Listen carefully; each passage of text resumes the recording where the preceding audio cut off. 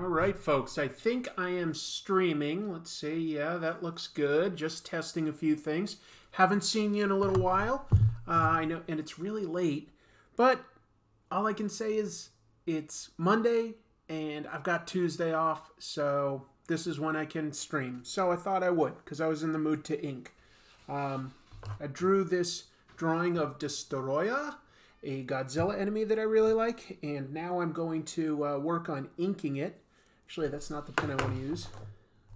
And I'm just double checking to make sure that this is coming through. I'm just going on my phone just to make sure that I can actually see the stream. It looks like everything's working. I'm going to tune in some... Hello! Looks like I've got Superman and I don't like vanilla. Well, I have to admit, I do like vanilla. Hello, Kaya J. All right, just making sure the audio is working. Give me 2 seconds, folks. I'm going to let my cat in. He wants to come in. Be right back.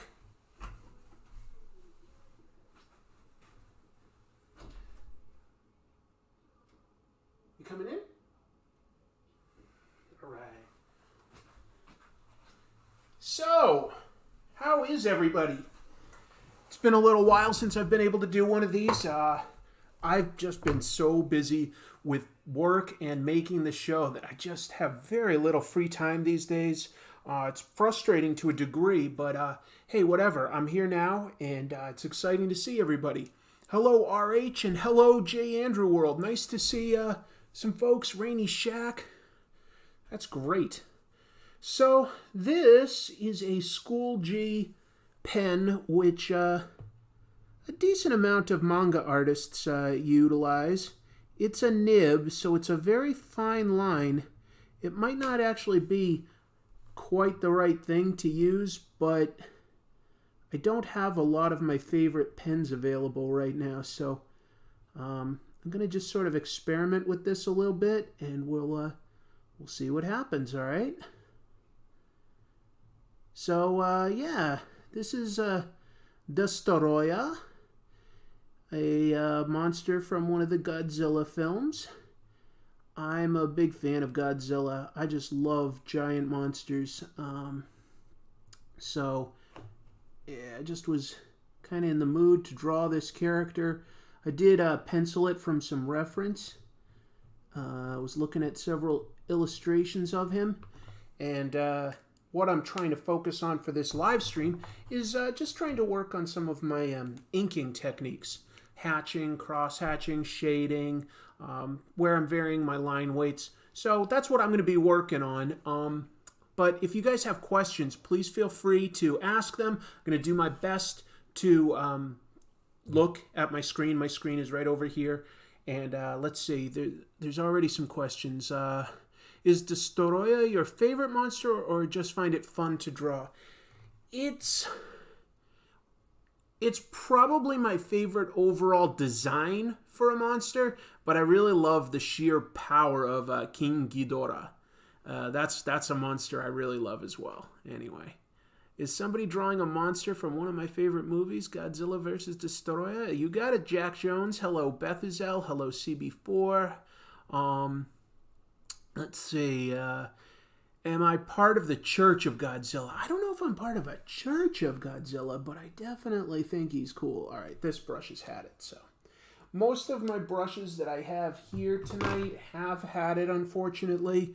So I'm just sort of making do with the tools I have available to me.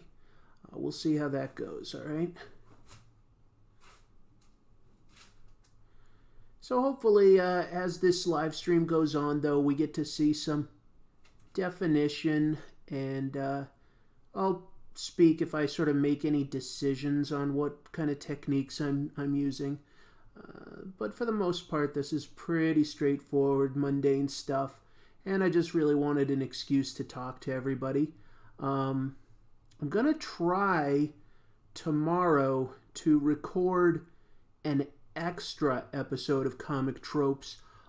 It's just a small, funny one that I've been trying to squeeze in and just haven't really had the time for a while. I think I can squeeze it in tomorrow.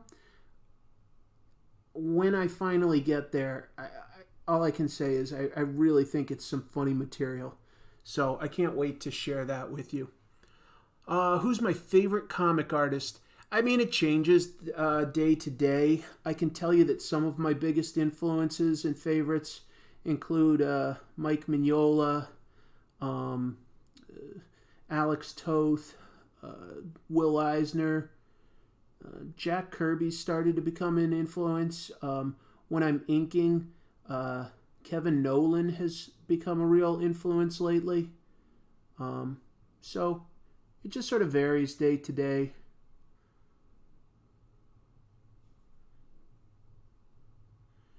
But cool question. Do you always use micron pens? Do you ever dabble with brushes when inking? Yeah, I definitely do. In fact, I've got one here. I've only got one. I kind of need more. I also need some more Hunt 102 nibs because you go through those pretty fast.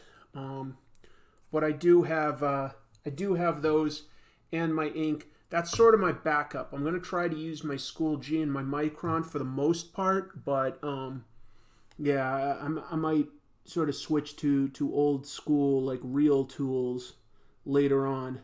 Just sort of practicing with a few things. I'm not necessarily trying to make this my best drawing ever, just trying to improve on my technique. And sometimes that does involve making mistakes, unfortunately.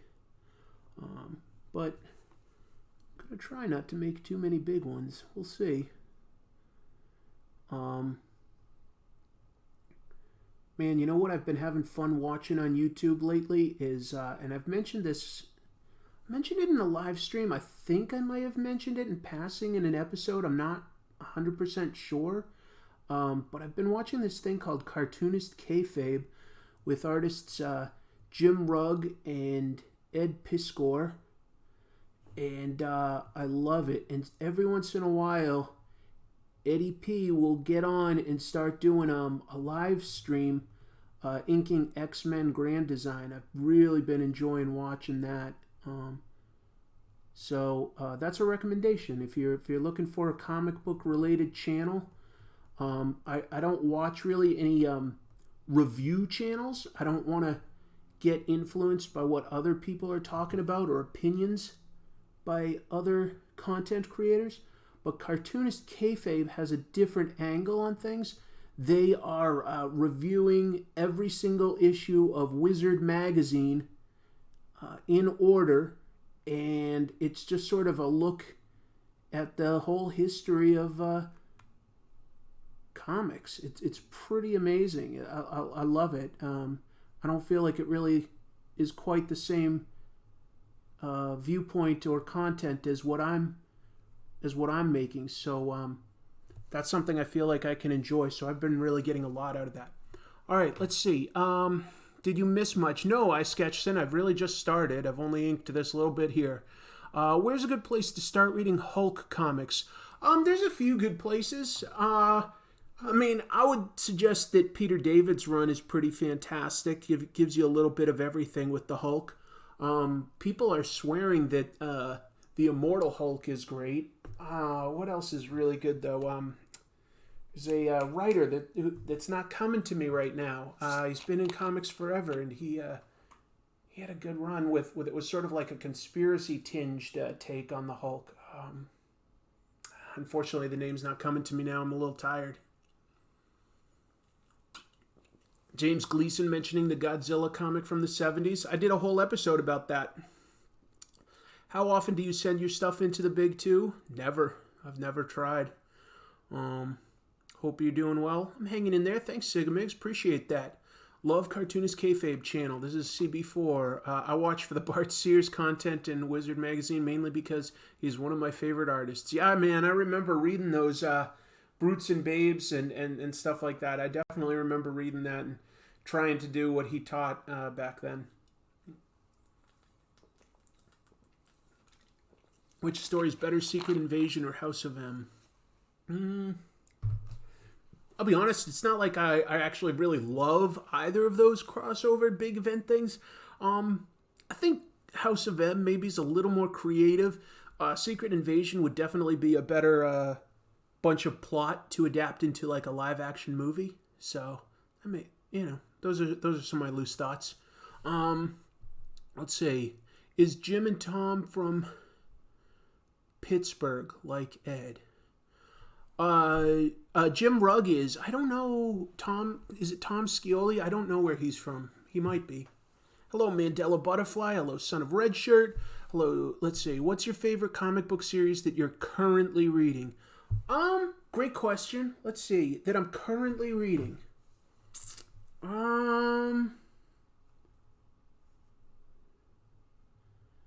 It's either My Hero Academia for pure fun, or I really love anything by Rick Remender, so I guess like Deadly Class or Low or Death and Glory or Seven to Eternity. It's like take your pick. It's hard to choose. I'm a big fan of Rick Remender, and anyone who's watched this week's video probably not surprised to learn that.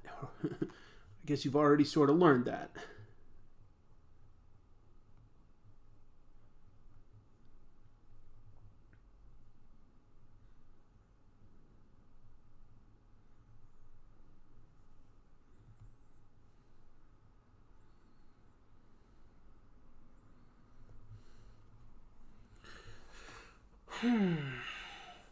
Have you been watching the anime? No, I'm afraid I have not watched the anime. If you're talking about My Hero Academia, I think I watched the very first episode actually, but no, I haven't been keeping up with that. I guess I just sort of feel like, well, it's a straight adaptation, it seemed like. So I was like, well, maybe someday down the road, but for now I'm kind of like enjoying the comic, and I just don't really need to sort of see it right over again. I don't know. I prefer comics over anything else in terms of like, my favorite media. So, yeah. While I love, like live action Marvel movies and anime and stuff like that, all I can say is I really enjoy the comics more.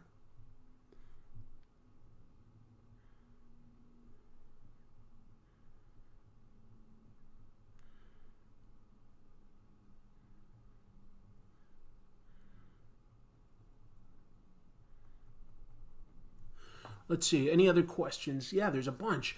What's going on, Chris? Big fan. Love the show. Keep it up. Thank you, Connor. You prefer all new, all different Spider-Man, a.k.a. Billionaire Pete, or old school teen Spider-Man? Oh. I don't know. I mean, you know what I like? I like change. I like new things. So even though I've got like plenty of nostalgia and love, and can look back on certain storylines in Spider-Man and other superhero comics with a lot of affection, I'm kind of always more excited for whatever like a writer has coming up. And I'm not saying that that's better, but I just am more excited to see new ideas. So yeah, generally I'm more excited about whatever the newest take is, and I don't care if that's completely different than what's done before, because I can always just sort of think superhero comics work pretty well when you just sort of have your own head canon about them. You're like, yeah, that happened, I guess, but I'm not gonna like focus on that as being like a defining element of the character. I don't know.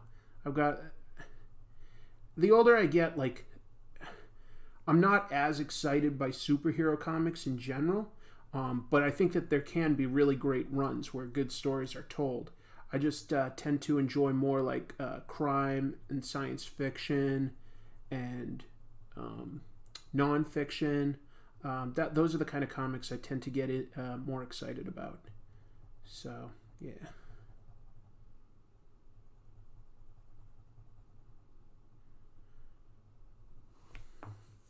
Destoroyah.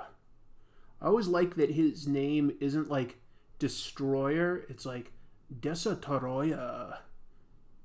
I was in Japan last year, and I definitely made a point of seeing some Godzilla landmarks, including there's now a Godzilla store in Tokyo. It's not humongous, but it's in like a what do you call it? Like a bigger store. What do you call stuff like, the big anchor type stores? What do you call them? Like, the Sears and the Macy's and all that. What do you call those things? Anyway, it's like a department store. So I went into a department store, and there's a whole Godzilla store section. They had some badass Destoroyah stuff there. Let's see. Ghidorah. What do you think about Garth Ennis's Punisher run? I really liked a lot of parts of it. I loved Welcome Back, Frank. That was really good. I liked that. It was what the Punisher needed at that time. Over time, I feel like it just sort of became him Garth Ennis making fun of like certain superheroes that he wasn't as into, like just sort of trying to embarrass them. Punisher, I don't think is the deepest character. I don't think there's a whole lot you can do with him, because if you need to like revert to his central conceit of murdering criminals, you need to like focus more usually on like the villains and the supporting cast. And I think that like there were some stories where Garth Ennis did that very well. Did he create Barracuda? I feel like he did. I like the stories with Barracuda. That was a good villain.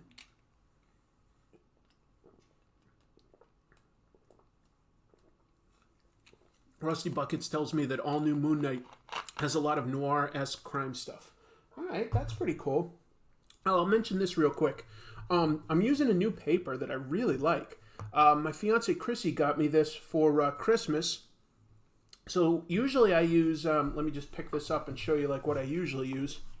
I usually use Bristol Smooth. I know that's upside down, but it's a very standard type of paper for comic book artists. This is a little different. I don't know exactly what to call it. It's called Paris paper, okay? And it's smooth. It's very smooth. It does not bleed. Like when I'm drawing with this, like it's amazing. It says here, a perfect paper for manga and other types of illustration. Totally true. I love this stuff. I'd never heard of it before. Maybe a lot of professional artists do know about it. I don't know if it comes more in like that 11 by 17 size that a lot of artists will draw comic book pages on. I don't know that yet. All I know is that this is really cool. So number 234, Paris paper for pens. Doesn't really smudge much. If I go like that over the pencil, it's not smudging. It's not going to like, it dries very quickly, so I can like run my finger over this and it's not going to smudge. So for whatever it's worth, it's new to me. I recommend this paper. I think it's pretty badass. So that ended up being like a surprise, really good Christmas present. Didn't really know what it was. I'm falling for it. That's all I can say.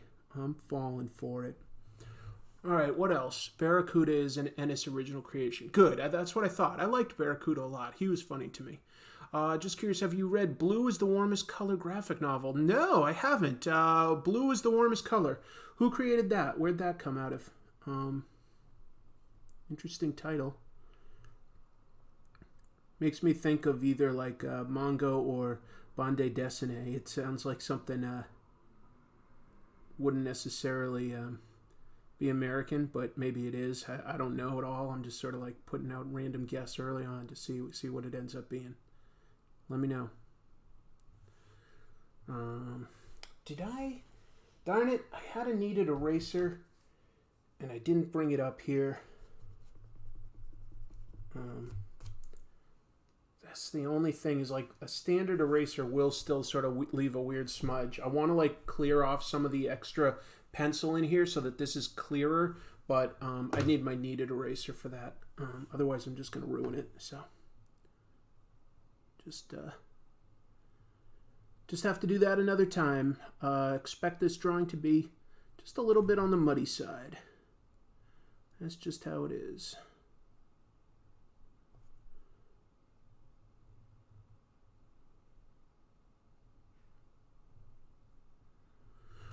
Some questions. All right, let's see. Bristol board is the best paper to draw with. It's all right. All aspiring artists are seemingly weebs now. I don't know what that means. Sorry. Always streams the day before college and scholarship deadlines. Do I? I have no idea what those deadlines are anymore, man. I've been out of college for a long time at this point. That is definitely not intentional. I would definitely not want to distract anyone from anything important. While I appreciate that there's several of you out there that are willing to watch these things and ask questions and participate. Trust me, I mean, it does get archived, so you can always watch later. I would definitely consider college applications and exams more important than watching this.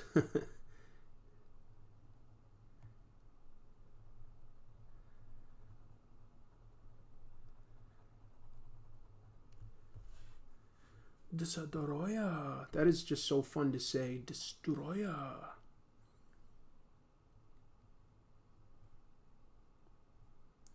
Anybody else out there like, big kaiju type movies, big monsters? I love it. I just love it.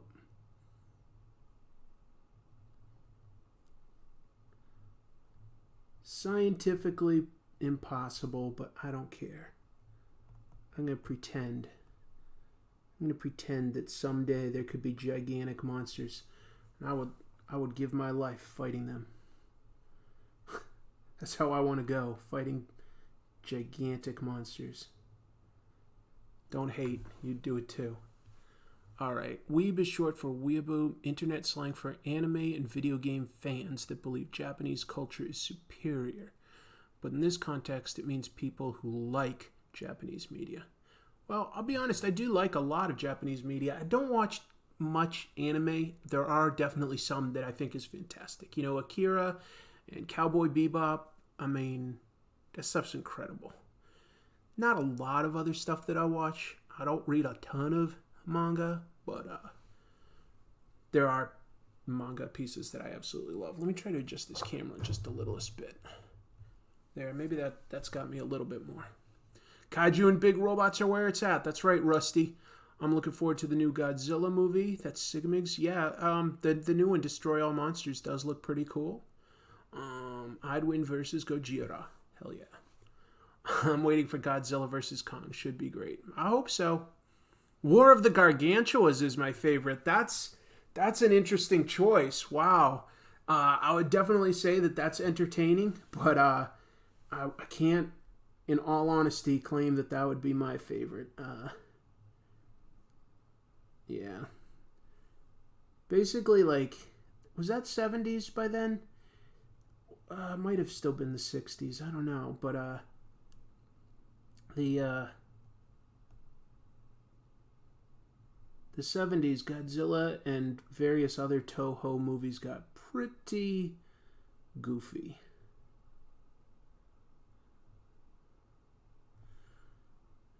Campy. Family friendly. I don't know how many of y'all watched Shin Godzilla, the last Japanese Godzilla movie from, I want to say late 2017 at this point, but might have been somewhere in 2018, but I don't think so. I think it was longer ago than that. It's pretty darn good. Godzilla's actually creepy in that, and yeah, it's not just big dumb action. In fact, some people might argue that it's too slow for them.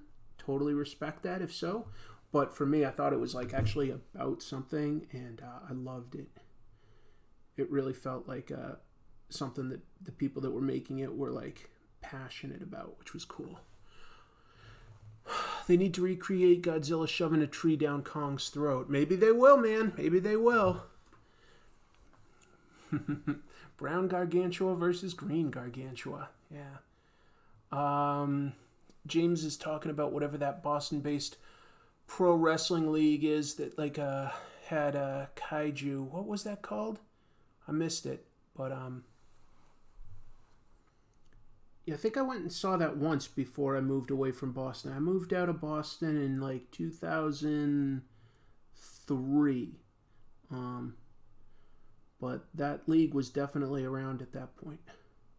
What was it called? I can't remember. The people dress up like kaiju and then do lots of sort of acrobatic wrestling, which was cool. Godzilla's a metaphor for nuclear energy. Absolutely. And that's why I thought Shin Godzilla was so fantastic, was all of a sudden it was showing us how the government needs to react to a nuclear threat, which is just like how they probably had to deal with the Fukushima nuclear meltdown. So it felt very personal and raw, and I just really like it. Very devastating, and not like in a shallow way. You like really feel for the citizens and the government that's trying their best to manage a crisis. And that's just a cool angle in a way. Like the people that are dealing with the crisis and the fallout. Like what steps do you take in any crisis? That's automatically interesting.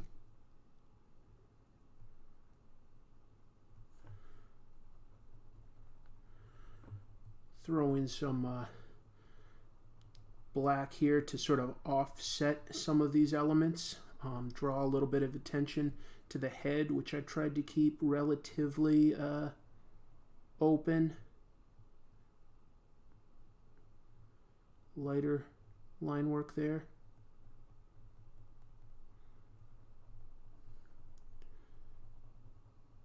Let's see. All right, let's see. Co-directed by the director of Evangelion. Yeah, that's right. My favorite kaiju design is King Ghidorah. He's pretty awesome. He's probably my favorite villain.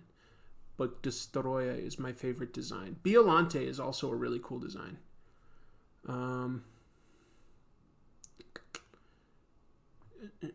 Top 3 kaiju?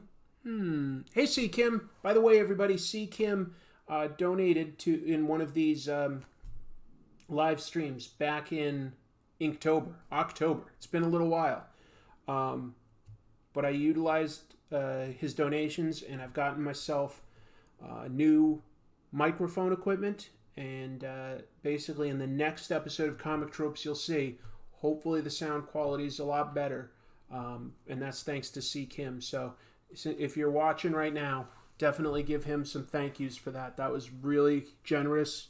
Did not ask for it, but he donated it, and all I can say is, I'll put it to the best use I can. That's all I can say. So very grateful, very grateful. All I can do is try to make the best episodes possible, and I try to listen to what people enjoy, and I try to balance that with what keeps me interested. I have to talk about what I'm passionate about, whether I like something or dislike something. Holy moly! See, Kim, I definitely was not trying to beg for more super chats, but it's much appreciated, my man. Thank you. And that's just, I don't know what else to say. Thank you. That's really, really kind. And stuff like that definitely benefits the show. Lots of ways that you probably can't see, but I mean, it keeps me surviving. I have a lot of fun making the show. I have a lot of, it's great. It's something I'm really passionate about. I want to make it better. I always want to make it a little better. I would love to make more of it. Not a reality right now. I have to work a full-time job just to sort of keep a roof over my head. Definitely not like living high on the hog right now or anything, but definitely getting by and definitely having a good time. I'm very grateful that there's an audience that will tune into sort of secondary content like this, where I'm doing a live stream and just talking comics and talking about my show and talking about whatever interests all of you. So just really happy about all that. It really helps me in a big way, folks. Let's see. When am I going back to Japan? It's a good question. My fiance and I try to go on sort of a trip maybe once every 2 years or so. It's very important to us in a way. We just are well, we don't have kids, so we're just sort of I don't know, seeing as much of the world as possible is really interesting and important to me. But that said, we really love Japan. We've always had a fantastic time there. So we have been talking about it. Probably not, this year or next. But if life goes well and stuff, I could see like going back to Japan in like 2021 maybe. Whoa, John Dillard, thank you so much. Just recently watched the original Japanese version of Godzilla. It was super intense and dramatic. Made a fan out of me. Yeah, if a lot of people are, when they think of Godzilla, they definitely think of, Godzilla versus Mechagodzilla, Godzilla versus King Ghidorah or Rodan or Mothra. And those can be great, and those definitely were like kind of the height of his popularity. But the very first Godzilla is a very serious film. What do you do for work? Right now I'm selling used cars, my friend.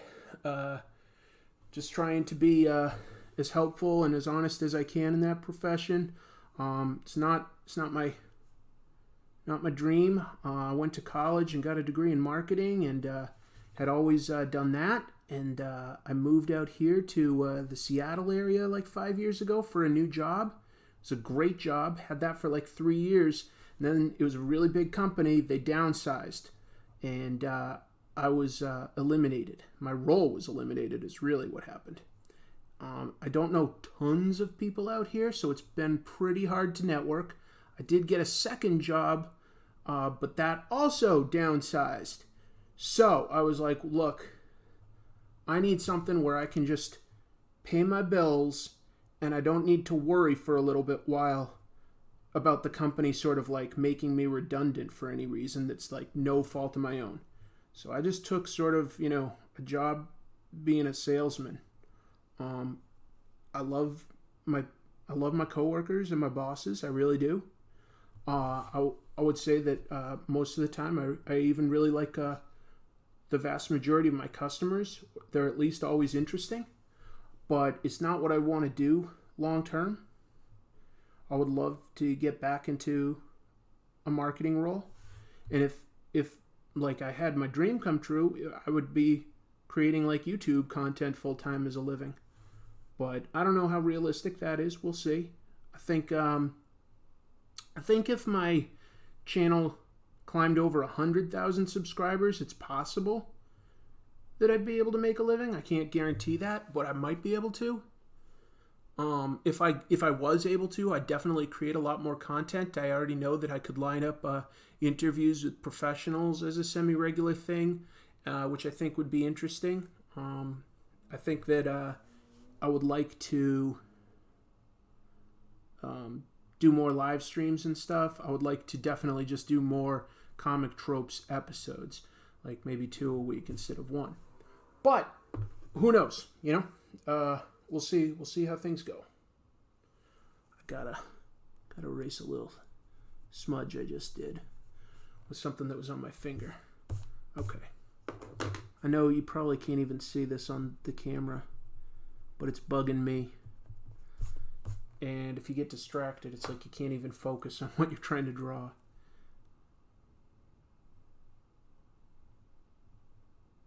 I'm doing a few like really tiny strokes that maybe aren't perceptible each individual one on the live stream, but I do think that like it forms a whole, like you still see the difference even if you don't see every detail. Biolante is a really great concept, totally agreed. First was the best, then it was the 60s and 70s brought the camp. Yep. Weird, that was a loud noise of just like a car driving by. Hello RH. Let's see. Toho created the first shared universe in movies. One of the first, yeah, because a little before that, of course, we did have the Universal movie monsters, and they crossed over a little bit. I haven't seen Colossal with Anne Hathaway. I would like to see that one because I love big monsters, and I think Anne Hathaway is actually a really good actress, so I would like to see that. Ever done a post on Dell Comics? I have. I've at least done one on Dracula. You should definitely look up my Dracula episode, Dell's Dracula. That was a funny book. And I'll probably do more in the future. Comic Strokes. Thank you, Gustavo Gama. That's funny. You should try doing normal vids about you doing art, not just live stream. Well, I mean, I'd love to do something like that. It's all just a matter of time. If I did it now, that would mean that I wouldn't be able to produce a Comic Tropes episode for the week, and I think that would, right now, like kind of hurt the growth. But I definitely would love to do reviews of other things too. I'd love to review like comic related like movies and video games and movies from time to time. I think that could be a lot of fun, potentially funny. Involve like a couple like guests every once in a while instead of it all being me all the time.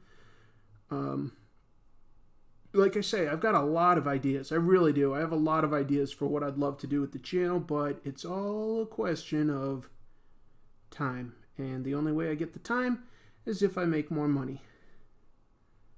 And the only way I make more money is if I get a ton of more subscribers. I don't know. Maybe. I kind of like the live stream format because it's more interactive. Yeah, man. Speaking of interactive, in case anybody here doesn't know, I did set up a Discord server. A lot of people interacting with each other there. I can't be in there too much, but there's a lot of different channels on the Comic Tropes Discord server. I do have it open. If you need a link, go to the Comic Tropes Twitter. That's just C Tropes, I think. Or just look up Comic Tropes on Twitter and you should be able to find it. And yeah, the Discord server is a lot of fun. People share their artwork there. People talk about comics that they like or don't like, comic book movies, all sorts of stuff. So that's a pretty awesome place, I think, these days. Yeah, anyway. Abbott and Costello Meet the Wolfman was the best monster movie. Yeah, it was fun. Destoroyah is the personification of the oxygen destroyer, which doesn't exist in reality, so it's too far removed from us to be really impactful. All that matters is he's a giant monster. He looks cool. That's all that matters to me. Did I ever do a video on Eastman and Laird's Mirage Studios TMNT? No, I did a TMNT one, but it was just sort of like the things that you could see in any TMNT comic. And I was using a fairly recent, at that point, IDW book. I'll definitely talk about Mirage Studios at some point. I discovered them back in like 85, I want to say, and it was a big deal to me at the time. Thoughts on Ninja Turtles reboot? Good question. I love the Ninja Turtles. Love them. I've only seen the pilot of the current reboot. It was fine. I liked little elements of it. It's a fine take. It's not my favorite take, but there've been so many takes, and there'll be so many more to come that it doesn't really bother me either. Because I'm just like, as long as this version appeals to like someone, gets a new person interested in Ninja Turtles, then I'm pretty happy, honestly. And I'll just be around for the next one, because I did really love the one before that, the CG animated Turtles on Nickelodeon. I thought that was really well done. I liked that version a lot, and I do like the current IDW ongoing series. I think that's really well done.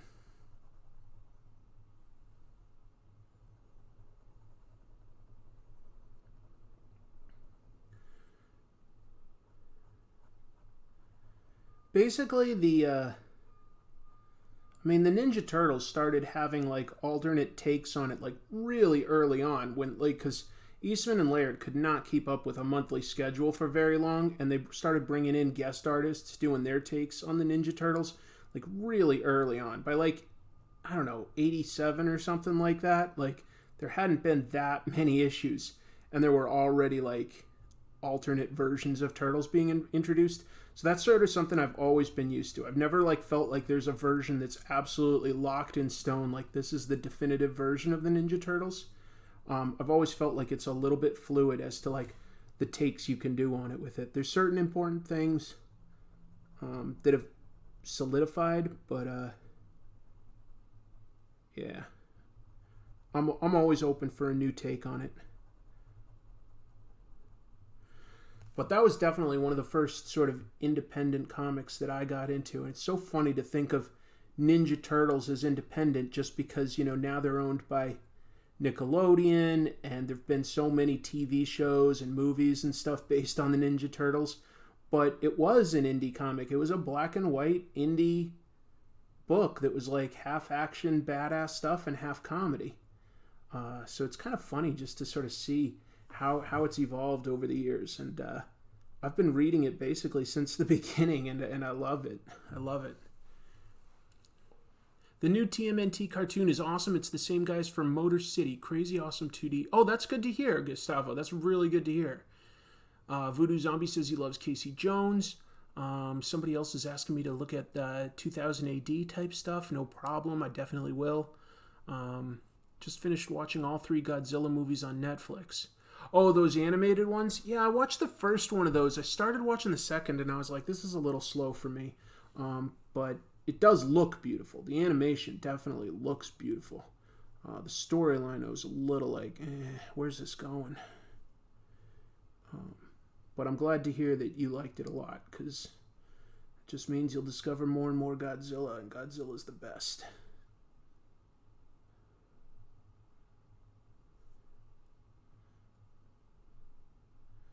It's been a while since like a new great monster has been created, right? I mean, I guess you could sort of argue some recent horror movie maybe, but I feel like it's been a while since we've had a great new culturally popular relevant sort of monster get introduced that everybody knows. I'm trying to think. I don't know, man. Can't think of one off the top of my head. Do you like Warhammer 40,000? I've never played it, so I don't really know too much about that.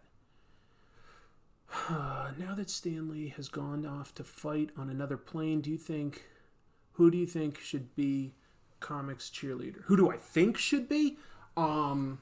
Man, that's a tough question. I mean, I think that by default it might sort of end up being Kevin Smith, because he does so many like podcasts and shows, and he loves talking comics, and he does direct like the CW stuff. But I don't know who should be. That's a tough one. I mean, maybe Kirkman. He does love comics. Let's see. Thoughts on the new Hellboy movie coming out? I'm reading Hellboy for the first time now. Hellboy's one of the best comics out there, man. I don't know what to make of the movie yet, because that trailer kind of underwhelmed me, unfortunately. I want to like it, though, because I love Hellboy, or I love Mike Mignola, really. Let's see. Do you know the story of how April O'Neil ended up as a white woman in a jumpsuit? I mean, sort of. It's always sort of been debated as to whether April O'Neil was intended to be a white or a black girl. My understanding is Eastman's girlfriend at the time just had she was white, but I think had really frizzy hair, so that was sort of their initial basis. But some of the colorists on the cover sort of gave her at least really tan complexion, if not black. It's really hard to say whether she was intended to be white or black. As to when she was finally adapted into, I want to say 1989 was the first cartoon. I don't think it was 87, was it? I think it was 89. It's hard to remember now. I don't really remember how they came up with the idea of her working at a news station in a yellow jumpsuit. The jumpsuit she sort of had when she worked at Baxter Stockman's place in issue number 2, sort of. But the idea, I don't know beyond that. Yeah, mixed race is totally a thing, guy fella. Like I say, the original Ninja Turtles comics were black and white, so it wasn't really obvious what April was meant to be, but it also wasn't really important at the time. Yeah.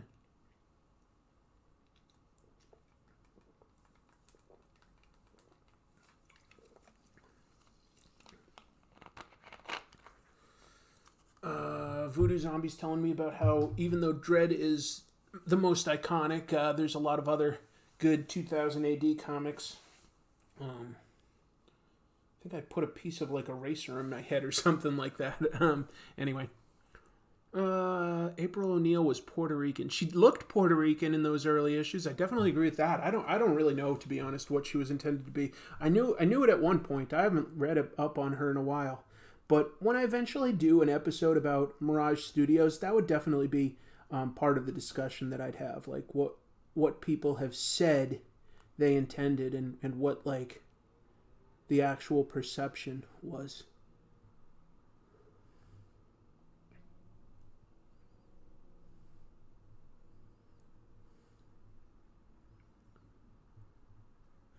It's been a good week for me, folks. I've sold a bunch of cars. It's getting really busy at work. Got to see my old friend Ken Jeong from college. He's become very successful. Had a great year with stuff like Crazy Rich Asians and what else? Like The Masked Singer, stuff like that. So he's had a really good year. I got to hang out with him a couple days ago. That was nice. Yeah, it's been good, and the episodes have been, I think, doing pretty well on for comic tropes. That's really important to me. Yeah, I suffer from depression, but when I can list a bunch of good things happening, that helps a lot. So, just know that like you guys actually all really help me in a very real way. Um, I'm not saying that's your obligation or anything. I'm just saying, just by watching the show, it really does help me in a lot of ways. So, thank you, sincerely.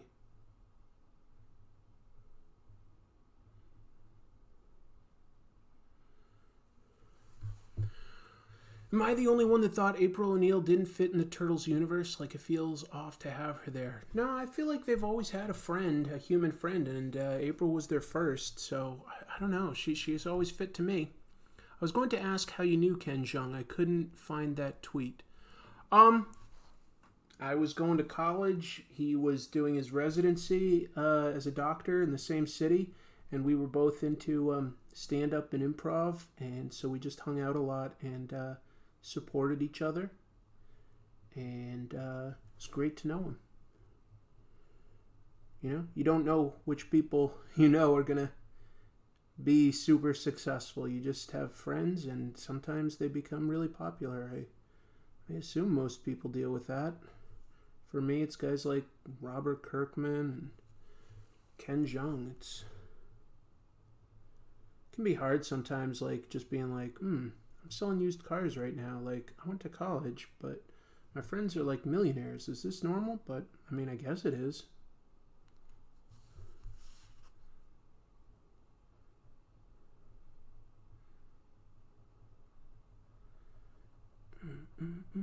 Anybody going to any sort of conventions or anything anytime soon? I can't think of anything coming in the near future out here, but definitely in the mood to go to like, a convention or something like that.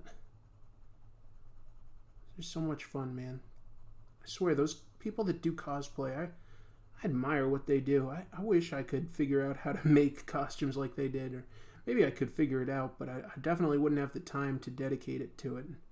They really make conventions a lot of fun. That was never really as much of a thing back in like the 80s when I started going to Comic Cons. There would always be like maybe a couple people in like Star Trek shirts or something, maybe a Superman or a Batman, but not really the sort of like depth and intricacy that you see now. If you go to any sort of comic or sci-fi convention, anime convention, there's just so many cosplayers and they do such incredible work. I think that they add a lot to the sort of fun and uniqueness.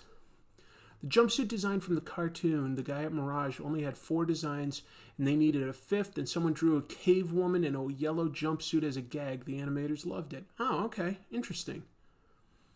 I've never seen the kaiju series Damajin. Sorry, have not seen that. Am I a Stephen King fan? I am. If so, what are some of your favorite stories he's done? The Stand. What else? In terms of like books, I'll just stick with books first. I love the Dark Tower series. I love it. Some people not too happy with how it sort of ended. I kind of get that, but it still works for me. Yeah, I really like that series. But especially the first like 3 books are really something special. What else did I really like by Stephen King? I recently read Mr. Mercedes. That was a pretty good sort of horror / detective type story. I like that. I've read so much, you know. It's a great book. What else is really great? I like his short stories. I can't remember them all, but I've definitely read tons of compilations of his stories. Yeah, I definitely would call myself a Stephen King fan for sure. For sure.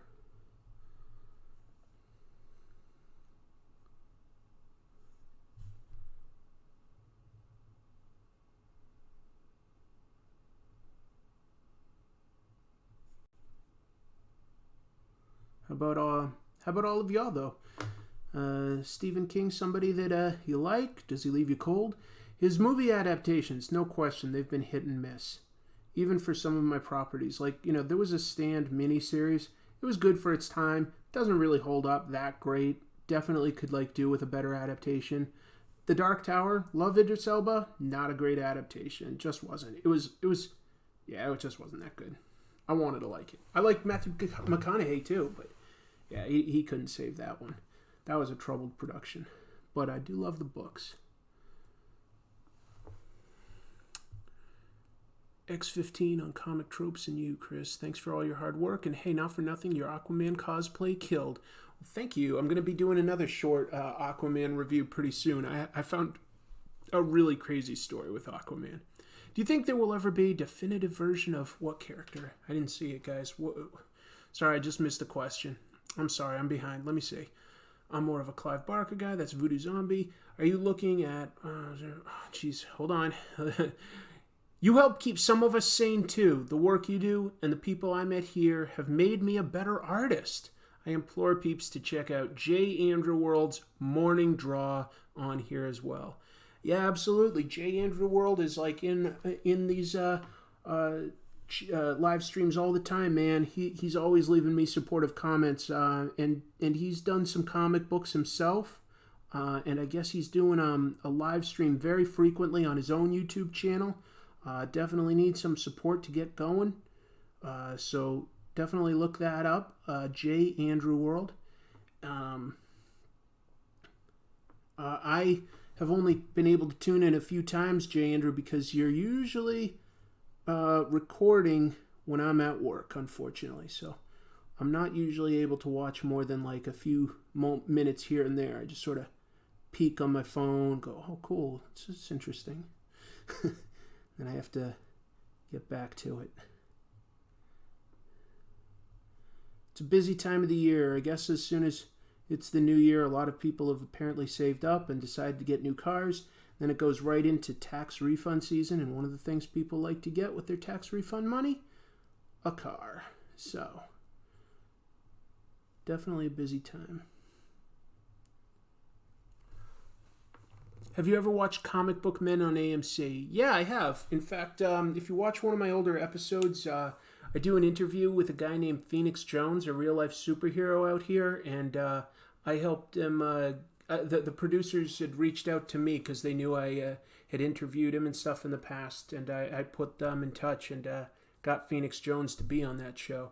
I don't think I watched the last season or two, but you know, it's fine. There's some fun stuff on Comic Book Men. What bothers me is it never felt very authentic. You know, it felt like it was always set up because they're like, oh, hey, look who happens to be jumping into the store. It's Stan Lee. I'm like, well, no, clearly everybody, like, you know, set this up and was expecting Stan Lee at that specific time. It wasn't like a surprise, but so like, why are you presenting it like that? And like people are constantly like walking in with like, oh, hey, I don't know if this is worth anything. You know, this is the first piece of Jack Kirby artwork ever drawn. It's an original piece I found in my attic. And they're like, oh, I'll give you $2,000 for it. No, I want $5,000. It's like, it's kind of fake. It's kind of fake. Any favorite comic book related documentaries? Yeah. There's not too many out there. Comic Book Confidential's good. Crumb Crumb is an interesting look at an interesting character. What else is a good documentary about comic books? Shit, man. I thought that there were going to be more that would pop into my head. I know I've watched documentaries, more like, I've seen like news clips and stuff. There've been like different shows. Like there was a time when Mobius, Neil Adams, and I want to say John Romita all met up, and it was like on a French TV station, and they're all drawing together. That's pretty interesting. There's got to be some other documentaries out there that I'm not thinking of. Well, for a minute, I just saw like Eric. Somebody here, I guess, is Eric Hernandez, but I honestly read that like Erica Henderson for a second. I thought that the artist of Squirrel Girl was here. I got excited. Not a doc, but American Splendor was awesome. That's another one that I was thinking of. Yeah, American Splendor is fictional, but it's based on Harvey Picard's true stories. So it's like it's still a biopic or biopic. I don't know how you pronounce that now that I think of it. Yeah, there's a documentary about Bill Finger. I haven't seen that one yet, but Bill Finger definitely deserves his due. I think it's on Hulu or something, right? There was a documentary also, The Life and Death of Superman, that's supposed to be pretty entertaining. I haven't seen that.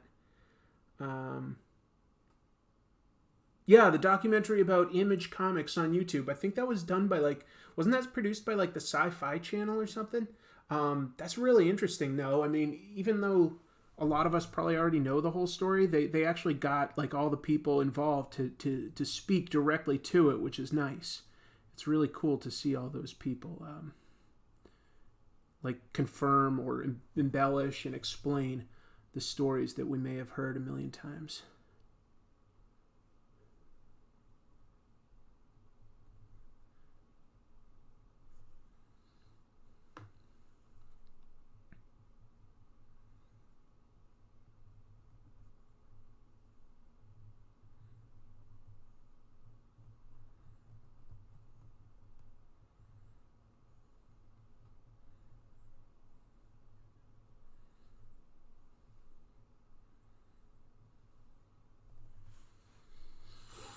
What's your favorite Image Comics property? Well, when it was new, Savage Dragon. And for a long time it was Savage Dragon. Then I really appreciate, the stuff that my friends have created. So everything from Invincible and Walking Dead to Capes and Tech Jacket, Super Patriot. Those have all been favorites that I've really, really enjoyed. Brit means a lot to me. That might be a slightly lesser known Robert Kirkman creation, but originally created by Kirkman and Tony Moore, and then had a really amazing run by a late friend of mine who went by the pen name Chemo. I miss that guy. But he wrote 12 issues of a Brit series with art by another friend of mine, Nate Bellegarde, and it's really good. It's a really good superhero comic. Why would I get excited about Erica Henderson? I think she's fantastic, man. I follow her on Instagram and stuff. I think she's a great artist. I think she's fantastic. Is the emailing your videos case sensitive? No, I don't think so. I sent fan art, but don't know if it's the right one. Did you just send it? I haven't checked in close to a week. So yeah. When will you write your own book, and what superpowers do you want? I have written a bunch of comics. In fact, unfortunately, I've twice been accepted by Image and just sort of dropped the ball by not really pushing my artists to deliver things in a timely manner, and kind of got forgotten and said, no, too slow. And that's my own fault. That was a long time ago when I was a lot younger. So that was my own fault. I've got a bunch of stories that I've either written or certainly have lots of ideas in my head that need to be developed, and sat down and actually written out. So it might happen sometime. Right now, my focus is, I firmly believe you can only truly commit to one creative project at a time and turn that out well. If you divide your attention, something's going to suffer. And so right now, all my energy that I have is going to comic tropes. But I would like to get back to putting some ideas together. When I find like the right artist, I'm just gonna give up on sleep or something and make it happen. What else? Witchblade had an anime. It wasn't very good. Oh yeah. Tony Moore's art on Walking Dead is what made me want to become a comic artist. I want to be at Image myself one day. Then you will, man. Don't give up. That's great. Yeah, Tony's a really good friend, and I think he's just an incredible artist. He's got a Thor issue coming up real soon that he did with, I think, Jason Aaron. So keep your eye out for that. Just a regular monthly Thor comic. Tony's going to be drawing an issue of that. Nate Bellegarde will be back soon with a book. Yeah, there's some cool stuff coming up in comics. No question about that. No question about that. Don't know what I'm doing there, folks. Guess I'm getting a little tired. That's all right.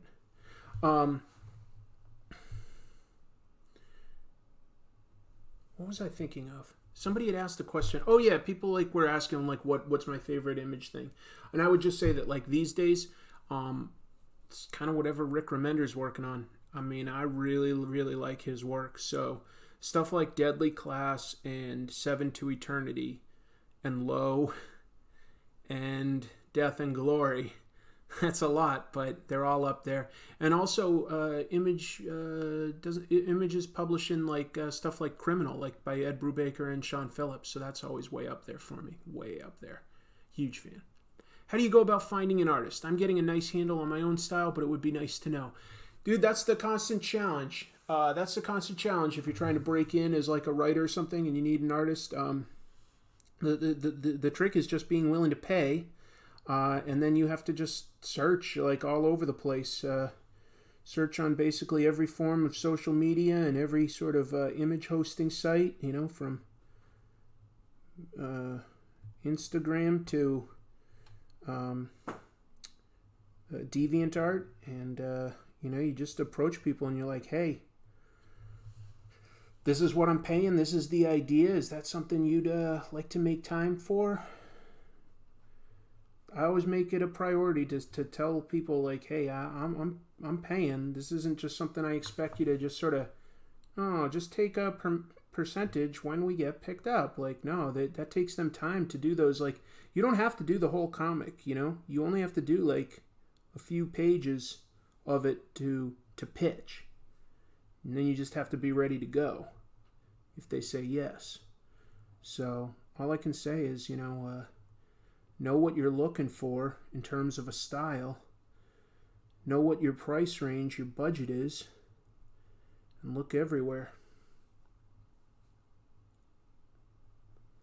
But that is definitely the biggest challenge, is finding a good artist that's going to fit your idea and is available and is excited about your idea. And just don't give up, though. I need writers. Yeah, that's not as hard to find, I don't think. But yeah. Let's see. Elsa Charretier from France. I'll try to remember that. Thanks for that. Let's see. How low are your standards? Mine are quite high. Because, I can draw myself. I'm not great, but I can draw myself. So it needs to be better than me,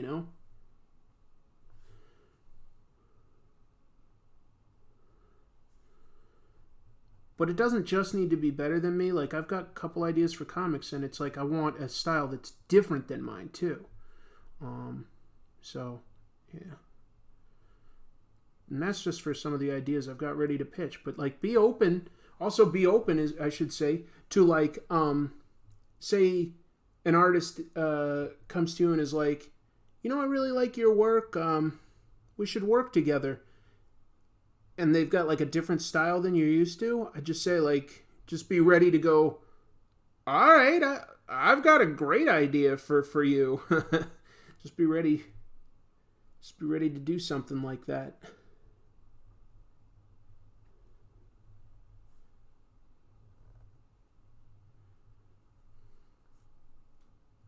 Hopefully that makes sense. Going to check out your Remender video. Night and thanks. Good night, Kurt James. Thanks for stopping in.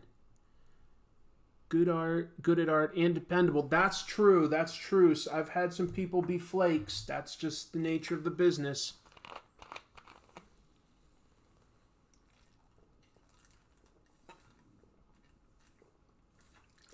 My favorite Marvel horror comic was The Tomb of Dracula. I'd love to see someone do a live-action version of that. Totally. Totally. Marvel should definitely get on that. Like, reboot that. Like, bring in Blade, bring in Hannibal King. It's been a while since we've seen them all act as a team and had Dracula himself as, like, a key part. I would love to see some more monster stuff from Marvel these days. That's not something they're really doing too much with. Like, actually make it such that whoever the heroes are, maybe Blade is too super heroic at this point, because if you're doing a horror book with monsters, you want your heroes to like legit be overwhelmed by how powerful and terrifying the monsters are. You know, if they could just kick their ass in the right circumstances, that's not very horrific. That's just action, you know. They have to be like way in over their head. And at this point, Blade might just be too sort of tough for Dracula. Depends on how he's portrayed, right?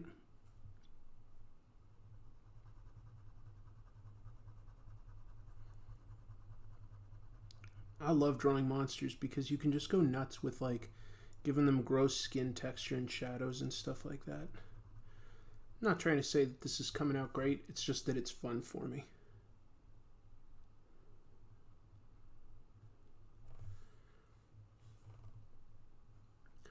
I found an old drawing I did like digitally from like no more than 7 years ago probably. Let me see if I can find it here. So I just found this fairly recently. I was like, you know what? Kind of like that. All right, so it was a dinosaur, and there's a girl in it too. You can kind of ignore that because like more what I liked was like how I drew this dinosaur. I guess like I can't without the glare. Damn it. I just liked what I did with the texture on this. This was like 7 years ago I drew that.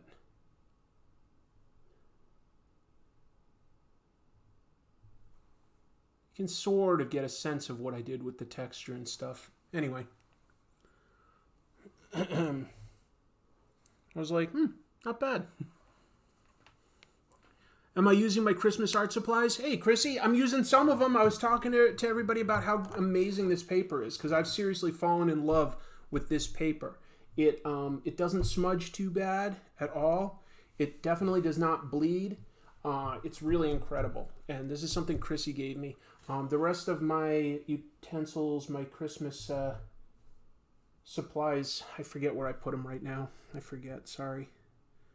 I did want to utilize some others, but I just don't know where I put it. Kind of decided to do this live stream semi-impromptu, you know? Otherwise, I would have tried to do it earlier when everybody was still awake.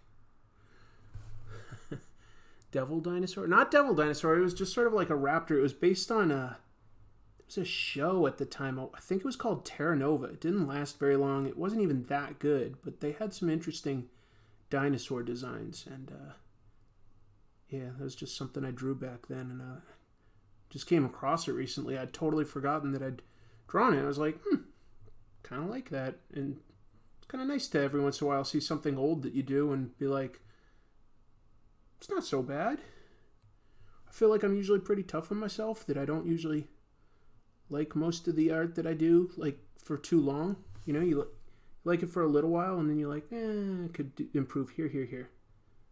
But on that, I was like, kind of like the textures and stuff that I gave it. And structure doesn't look wrong because it's not like a human, so you don't really notice mistakes. Like in this Destoroyah, you know, there's probably some little parts that I'm probably not getting exactly right versus, like, you know, his sort of model. But it's like, we don't know exactly what he looks like down to, like, the tiniest detail, so it looks okay. It looks like a monster. Jurassic Park was a complete ripoff of Destroy All Monsters. Well, there you go. Terra Nova had a really interesting concept, though. Yeah, it did. Hello, Scrubs Animate.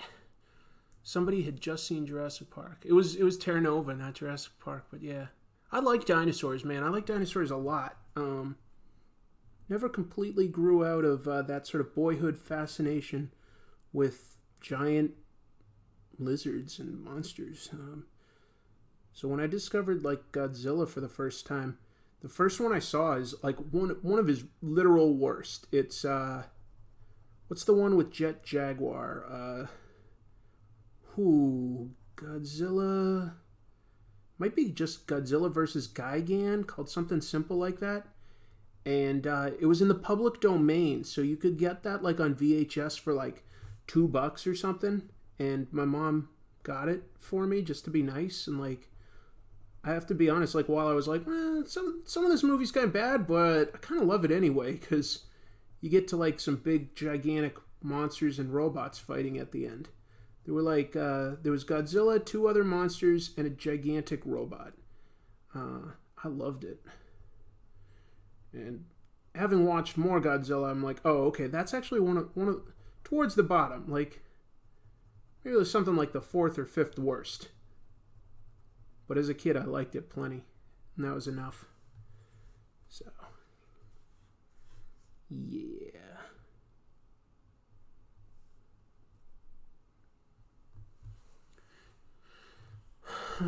Let's see. Godzilla versus Megalon. That's it. That is, I think, what it was called. Godzilla versus Megalon. So I think it was like Megalon, Gigan, Jet Jaguar, who had his own ridiculous theme song in it. Like, Jet Jaguar, Jet Jaguar.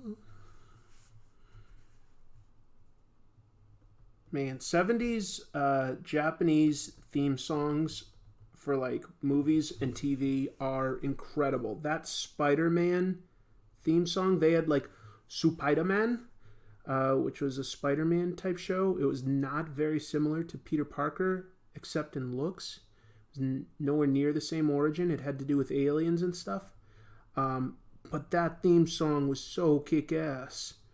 It goes, yeah, yeah, wow. Yeah, yeah, wow. Sorry, that was probably a terrible version, but I love it. Anyone that's seen it knows what I'm talking about, at least, right? Hey, cat. Yeah? You need more food? Yeah, I should probably take off in a little bit to feed my cats. It's getting pretty late, and I think I forgot to feed them their second dinner. I always break up their meals into 2 so that they don't eat too fast. Some nerdy behind-the-scenes info that you probably don't care about.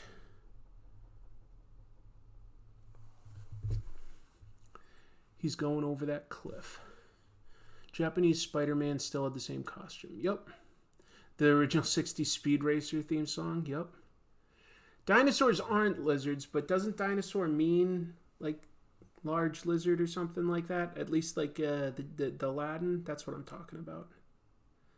What is that, straight edge? It's not really even a straight edge. This is just a scrap of paper where I drew something ridiculous on a live stream. I don't even remember what the idea was.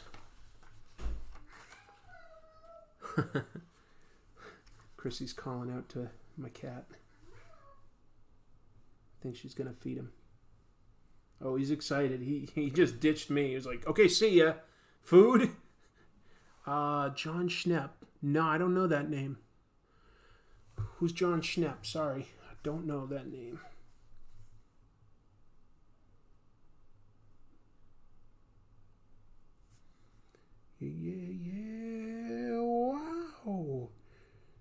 Yeah, wow.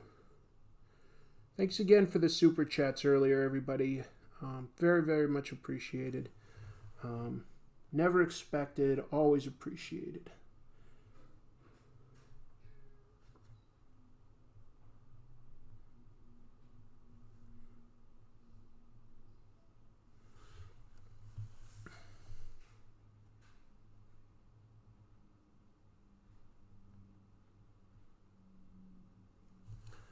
I think I talked you into drawing that. What? What am I missing? Terrible lizard. Thank you. Thank you, Sanity. Appreciate that. Will you be posting pictures of this drawing on your Instagram? Yeah, probably. Probably. Dinosaur means thunder lizard because people imagined they made the sound of thunder when they walked. Ooh. Most underrated villain in comics? Paste Pot Pete. He had the balls to run around fighting superheroes with a can of paste.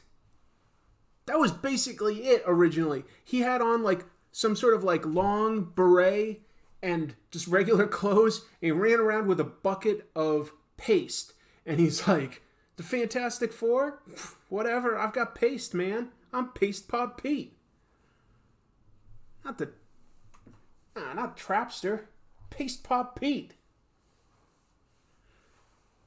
I want to do like a story about what that guy's day-to-day life is like. What is Paste Pot Pete's day-to-day life? Is he like trying to impress women with his paste abilities?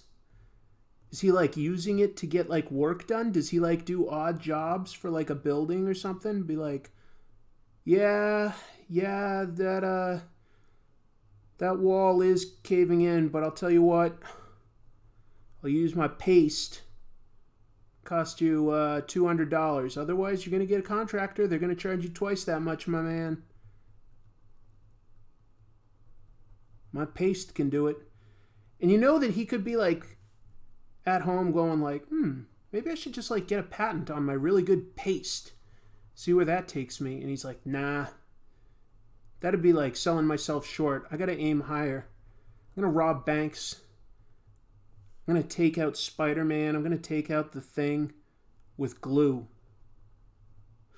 Everyone underestimates my glue. What is his life like? I want to make sense of that. I want to make sense of a guy who thought it was a good idea to call himself Paste Pot Pete.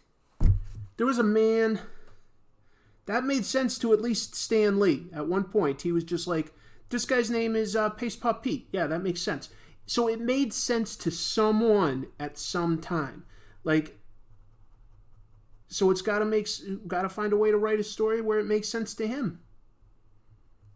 And he's like, yeah, what of it, bitch? I'm Paste Pot Pete.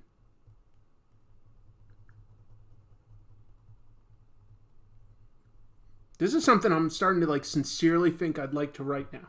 I would like to write the day-to-day life of Paste Pot Pete, just trying to like kind of not do the supervillain thing for a while, just trying to like get by with his skills and going like, I'm gonna make a go at it. Like, yeah, it gives me a high to rob banks and stuff, but hell with it. I'm a smart guy, man. I'm Paste Pot Pete. Mikey, thank you for doing this tonight. It's really relaxing to put on after a long work day. You are the best. P.S. I love the newest episode. Mikey, thank you so much, my friend. That is really nice of you, sir. That is really nice. Paste Pot Pete stuck Zemo's mask to his face. Wait, like Zemo made Adhesive X. Was that by Paste Pot Pete? I thought that was like a second adhesive. I thought there were like, I think the Marvel Universe might have 3 great glues. There's Spider-Man's webs, Paste Pot Pete's stuff, and Baron Zemo's Adhesive X. I think those are 3 different things. Paste Pot Pete was, I don't think, ever a member of the Masters of Evil. I could be wrong. I could be forgetting something here. He was definitely a member of the Frightful Four. He was definitely a member of the Frightful Four and went up against the Fantastic Four. But was Trapster ever a member of the Masters of Evil and going up against guys like the Avengers? If so, that's even more bonkers to me. Because, like, the Avengers has, like... And this isn't to slam Fantastic Four. They can always get everything done. But the Avengers has a god on the team. You know, they have Thor. And it's hilarious to think of a guy like Paste Pot Pete going like, a god? Pfft, what's he got? I've got a whole bucket of glue. This isn't like just a tube of glue. I've got a whole bucket. I'm fine. I'll go up. Tell you what, guys. Tell you what. Baron Zemo, you take Captain America. You've got a grudge against him. No problem. Wrecker, you take on, I don't know, you take on Iron Man this week. I got Thor. I got a bucket of glue. Don't sweat it. Hey, Thor. Like, instantly, he's like in traction. He wakes up and like every bone in his body's broken. He's like grateful to be alive, can never walk again. If for some reason Paste Pot Pete becomes adapted to live action, he should be played by Phil Swift. If he were really evil, he'd be Piss Pot Pete. Also a bold move to use your real first name like that. Is that his real first name? Maybe he's smarter than we think. Maybe his real name is like, you know, David. And he's just like, I'll call myself Paste Pot Pete. That'll throw him off. The cops are like, I just cannot find any Petes with a history in chemical engineering. I mean, there's this guy David who robbed a bunch of banks and got his degree in chemical engineering, but his name's David. We're looking for Paste Pot Pete, not Paste Pot David. This is a stumper. I'd draw that Paste Pot Pete story. Oh, I'm sure a lot of people would like to draw this Paste Pot Pete story at this point. I'm going somewhere. Yeah, let's see how indestructible Cap's shield is if it's stuck to the ground. Exactly. What are you going to do now, Captain America? Oh, punch me. Okay, well, that is surprisingly effective.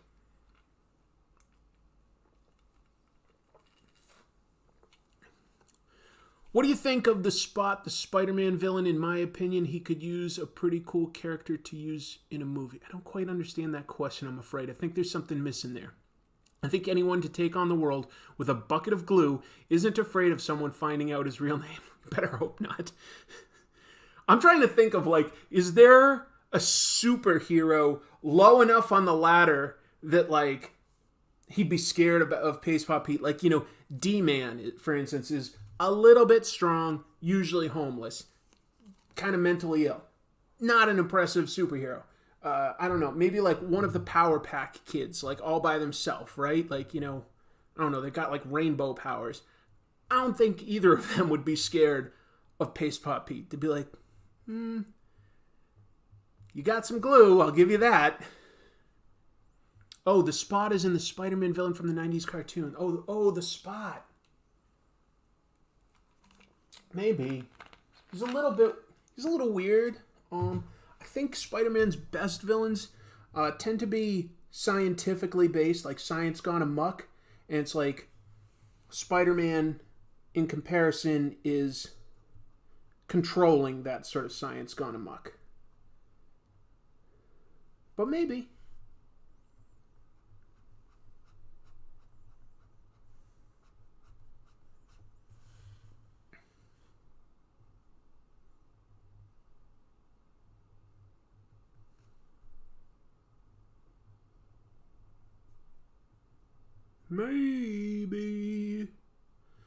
Maybe, baby. Paste Pot Pete, folks. I am just in love with the idea of writing Paste Pot Pete now. I'm not kidding. I've been fascinated with that guy's name since basically forever. But the idea of writing a Paste Pot Pete story where you try to humanize him, oh man. I mean, I guess it's definitely been done before with certain supervillains, so it probably isn't exactly that groundbreaking, but I really think that it could be kind of fun and cool to try to give this guy context and have it make sense. Paste Pot Pete. Hello, Condiment King, damn it. Condiment King. Now, I'm pretty sure Condiment King was invented for the Batman animated series originally. Somebody back me up there? I don't think I'm wrong on this one.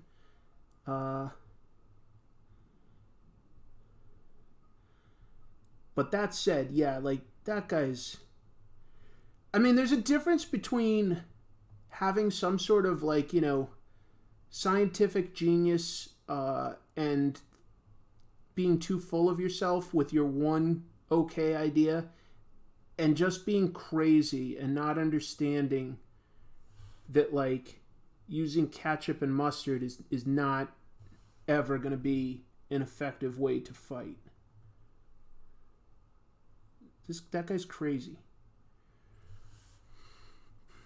But yeah, like, sometimes I think about those old villains that, like, basically just had a gimmick and they were only good enough for, like, a single appearance, and if they ever showed up again, it was like an automatic embarrassment for, like, both them for thinking that they had a chance, and even the hero for just, like, having to deal with them. You know, certainly, like, Kite Man or Turner D Century or countless other villains. You know, like, it's just kind of embarrassing that they were created. Spider-Man has plenty of really bad, lame villains, like where they just, like, tried to come up with yet another animal because he's got so many sort of animal-based villains. But you look at it and you're just like, oh, the kangaroo and leapfrog and so on. It's just bad ideas. Stiltman was the best. Stiltman is almost like the king of just, like, using his gimmick and just going for it. Bugs Bunny is the best rogues gallery. Paste Pot Pete uses a gray glue. Peter Parker uses a glue-like substance. It's true. But I think they have fought each other, so I don't think they're the same person. But you never know. Stiltman is a bloody legend. Stiltman is hilarious. The idea of a guy that's like, I'm gonna be a thief who's taller than, like, anybody. You'll always see me as I try to make my getaway. But I'll be up high. And it's not very easy to trip my legs because they're strong robot legs. Think it would be easy to just trip me. Well, guess what? That's not the easiest thing to do. There's a little bit of work involved there. Be kind of funny, though, if, like, Stiltman ever sort of beefed up his armor to, like, 100%, like, Iron Man level, so that, like, someone was like, geez, just dealing with Stiltman again, and all of a sudden he's got, like, repulsor rays, and he can actually fly, and he's, like, as strong as, like, the Hulk. That'd be kind of funny to just see somebody go like, oh snap, how'd this happen? But he's been established as too dumb to know how to do anything with that. Daredevil has some great villains and mostly terrible ones. Because, like, Bullseye's great. Kingpin became his villain. I mean, he was a Spider-Man villain, but Kingpin's great. Who else is great? Gladiator's a little interesting.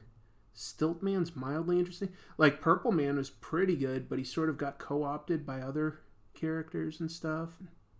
Jessica Jones and Avengers and stuff. So it's like, you're left with the Hand and not much else. Like, not a whole lot of epic Daredevil villains. I don't feel like he has a great rogues gallery, personally. I just don't feel like he has a great one. Kite Man, as stupid as a character he was, made a pretty solid comeback in DC Rebirth. I know, that's what I kind of like, though. Seeing, like, a good writer find a way to, like, take an embarrassment and, like, make a cool story out of him. I really like that. Yeah, if anybody hasn't been reading the Tom King Batman run, he tells a really interesting story with Kite Man.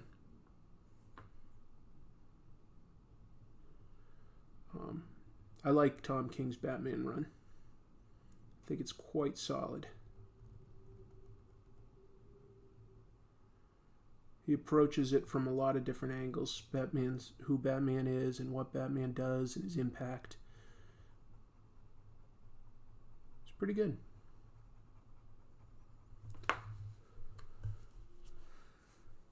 Ikari was a pretty cool... I don't know Ikari. I don't think I know it. I mean, maybe I do, and I'm forgetting the name. Stiltman Hulkbuster armor would be rad. There you go. It could have been any lame villain. The kite was not important for that story. That's fair, but still, that's who we used. That's fair.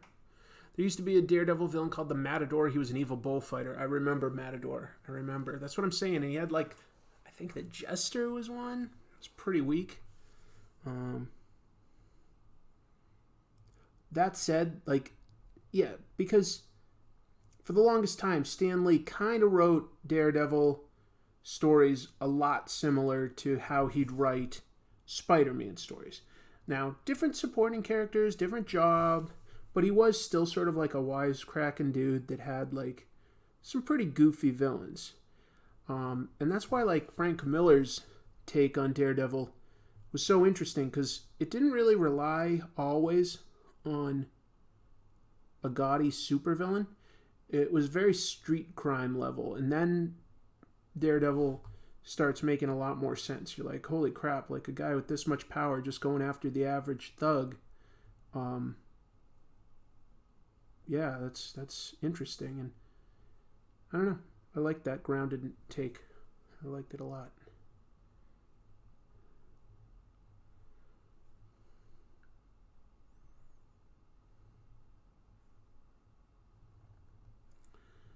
Hey baby, I hear them blues are calling, toss salads and scrambled eggs. Can you tell I'm getting a little tired? It's like, at this point though, I'm kind of close to like finishing, so I don't really want to quit, but I don't know what I've got to talk about either, because I don't want to like just spoil what's coming up in comic tropes or anything. What else can I talk about? Let me think.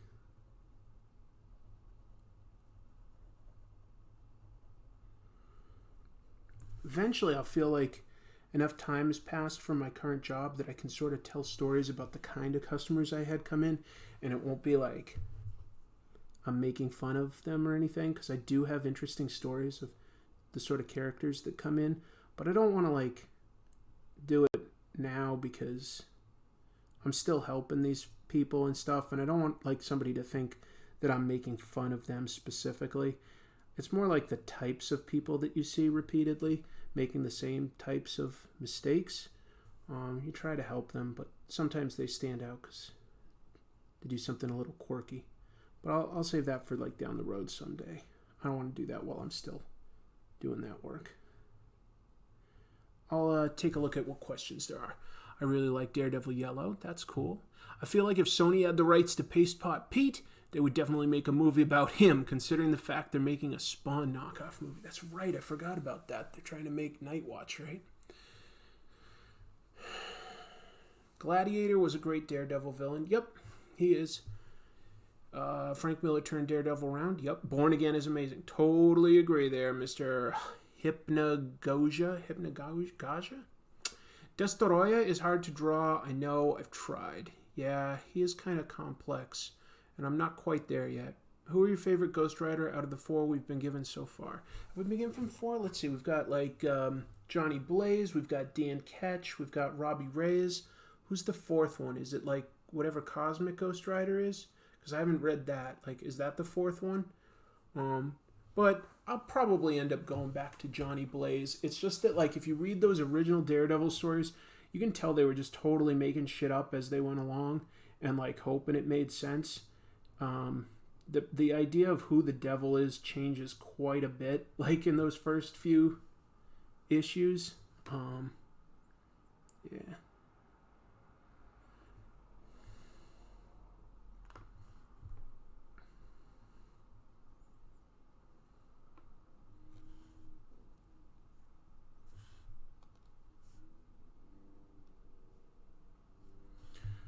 Decided I'm going to put some sort of like dots on just the bony parts of Destoroyah to sort of indicate a slightly different texture to certain pieces of him.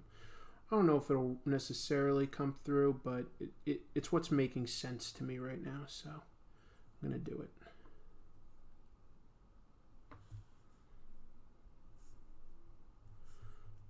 Just an instinct I have.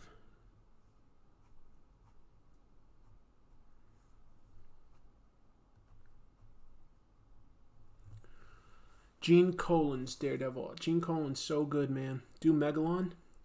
Maybe I will. Maybe I'll just start drawing the Godzilla enemies or something. Could be kind of fun.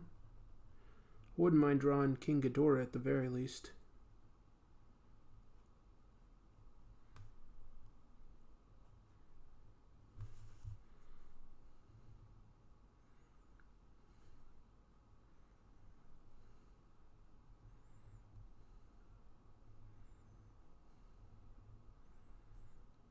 It's tonight.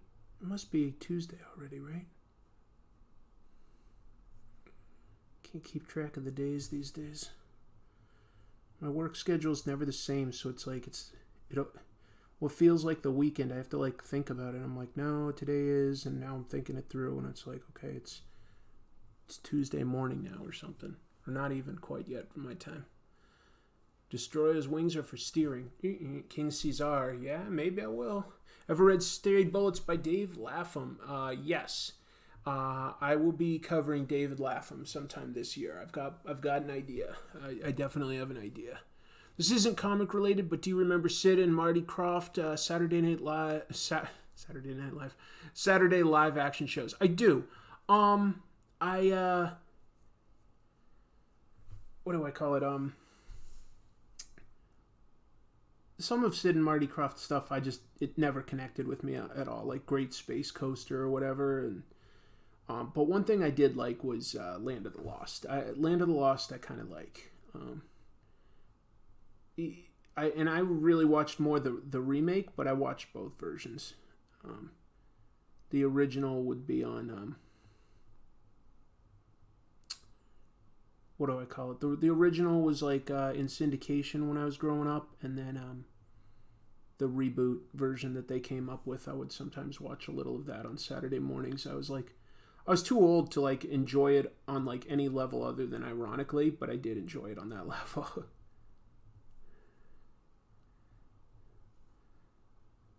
And then I think Will Ferrell did a reboot like movie version. It wasn't that good. In fact, it was like the first time where I was like, oh, even though I usually find Will Ferrell funny, he can choose some bad material sometimes. And he's chosen quite a lot of bad material since then. It's too bad. He can be very funny, I think, but definitely needs the right material. He can't save a bad, unfunny project.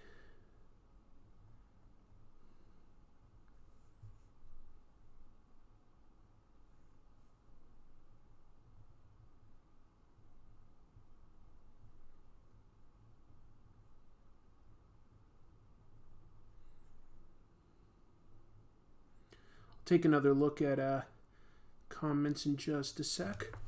Wish I could think of more stories to tell. I like just telling stories, but nothing's coming to me. Furby, people are talking about Furby. I loved Electro Woman and Dyna Girl. Yeah, the original. That wasn't too bad. I think comics should keep religious figures out of the story in a direct way, but allegorical journeys can be really good. It depends on the religion, because like Thor and Hercules, I totally dig that their mythology coming into play. Let's see. I wasn't around to see it as it aired, but my dad turned my sister and I onto it in the 70s Land of the Lost. Yeah, 70s Land. Had a catchy theme song, and those Slee Stacks were pretty effective villains.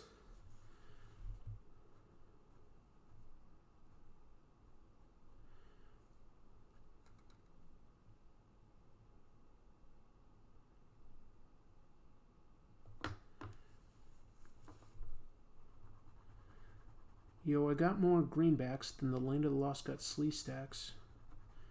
Oh, what rapper sang that? That was something from the late 90s, but I cannot remember it now. It's a lyric from some rap. I don't think like a super popular one, but maybe. Got more greenbacks than the Land of the Lost got Slee Stacks. That's a pretty nerdy rap right there.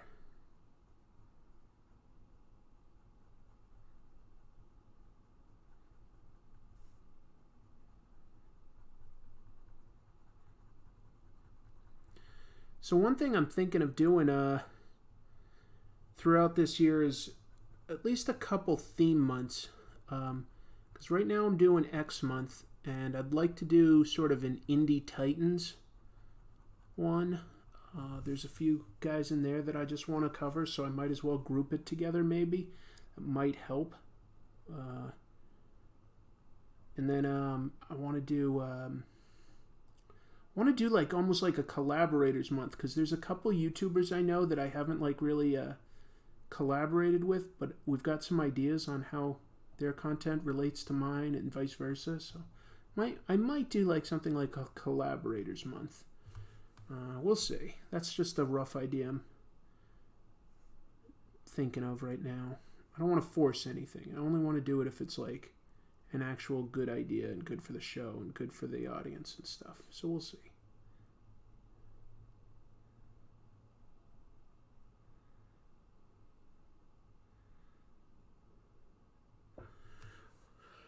Let's see. Will Netflix reboot He-Man?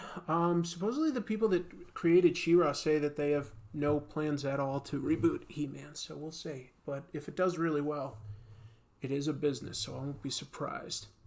Good morning, Jay Casper Chuck. Trying to guess. Have I read the first comics Dungeons and Dragons from the 80s? No. Wait, have I read the first comics? Oh, as in first comics was the publisher. No, I'll look that up, man. Do I find defunct companies interesting? Absolutely.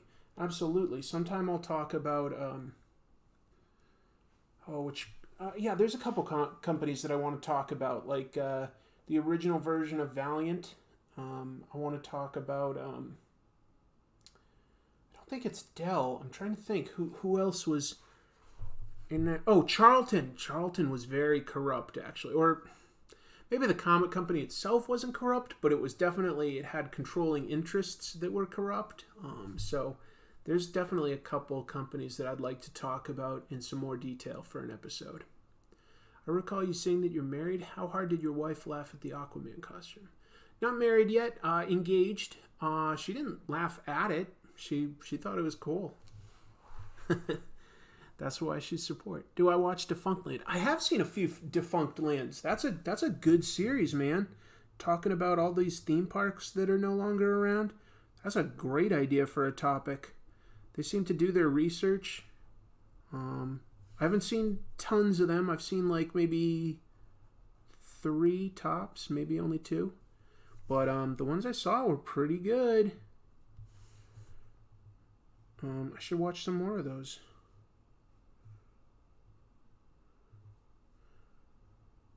Not tons of there's not tons of YouTubers that I watch regularly. I'm trying to think like of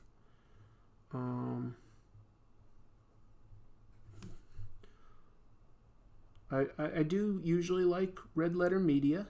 I like a guy called Hooded Cobra Commander 788 that reviews G.I. Joe action figures from my childhood. I think he does a great presentation on them.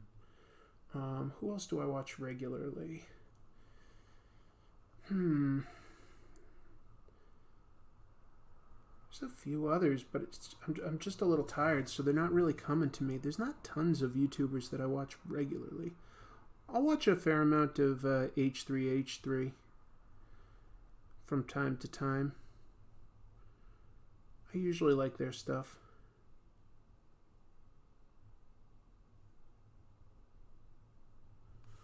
How about y'all? Like, I would love to hear what sort of YouTubers out there you watch regularly. Like, maybe you're subscribed, or you at least pull them up, and like, you know, you've binged their archives at some point. Who stands out as like somebody that you're like, yeah, anything this person does, I'll at least give a shot. Why hasn't anybody made a Godzilla versus Gamera movie? Probably just because they're both sort of good guys, but it wouldn't be a bad idea at all.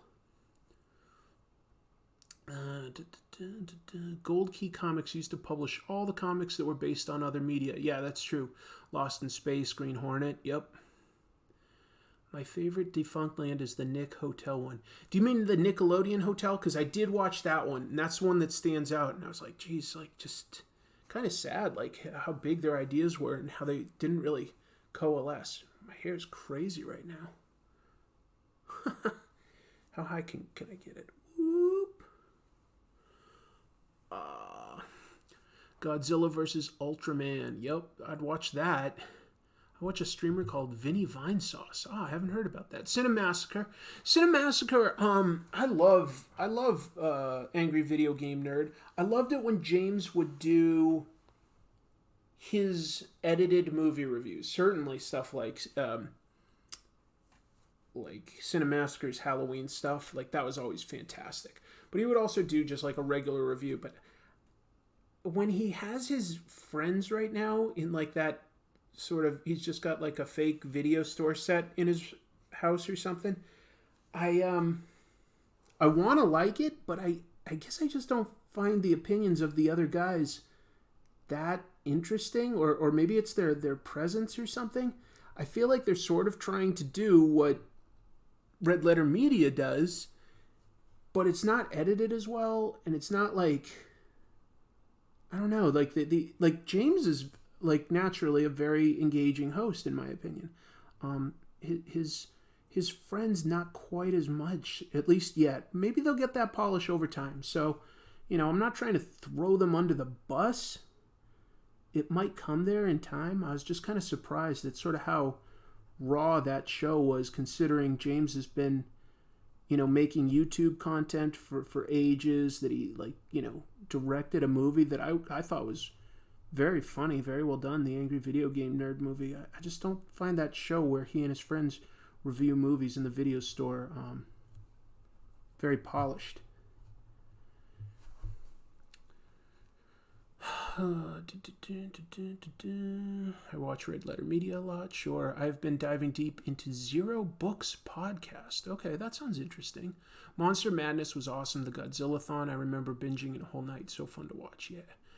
David Dobrik. What's he do? I don't know that name. I don't know a lot of YouTube stuff, so definitely curious. That's what I'm asking for recommendations. But what makes him unique? Or what's his subject matter? What's he do well?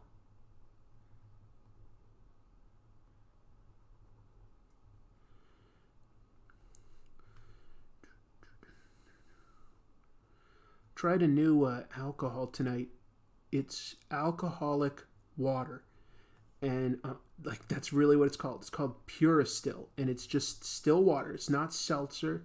It tastes like water with the tiniest hint of like a flavor. Like in my case, I got mango, and then that's it. And it's got like the alcoholic content of like a beer, so you just feel like you're drinking water, and then all of a sudden you feel buzzed. Pretty dangerous, probably. But it was interesting to just feel like I was drinking water and like feeling the effects of like having alcohol. So anyway, you can probably expect that actually in a video that I just made. It's pretty weird stuff.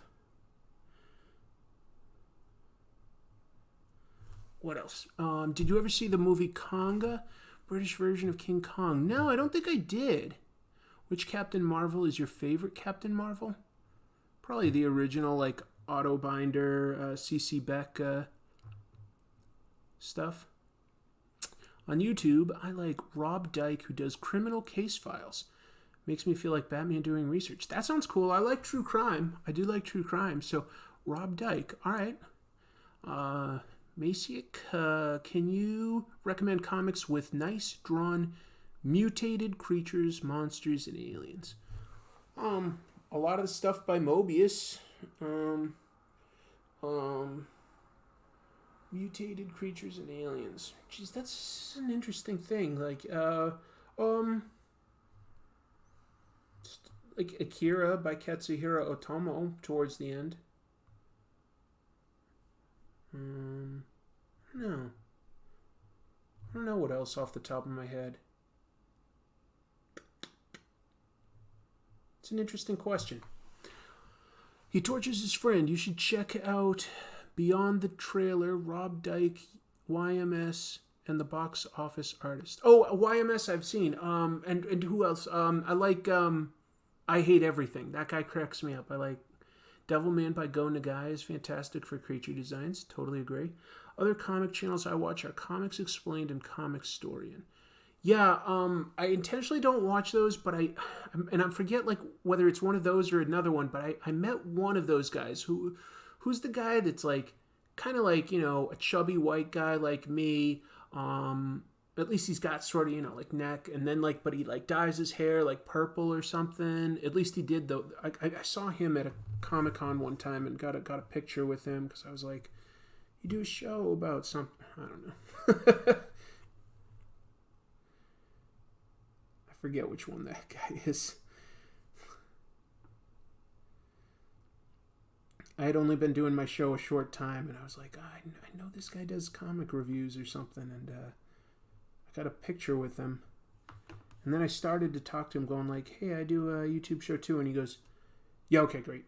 And he like just wanted to get like, and I get it now. He probably thought that I was gonna like ask him for like favors or something like that, so he just wanted to get out of there. I can't remember which one that guy is. One of you out there probably knows, though.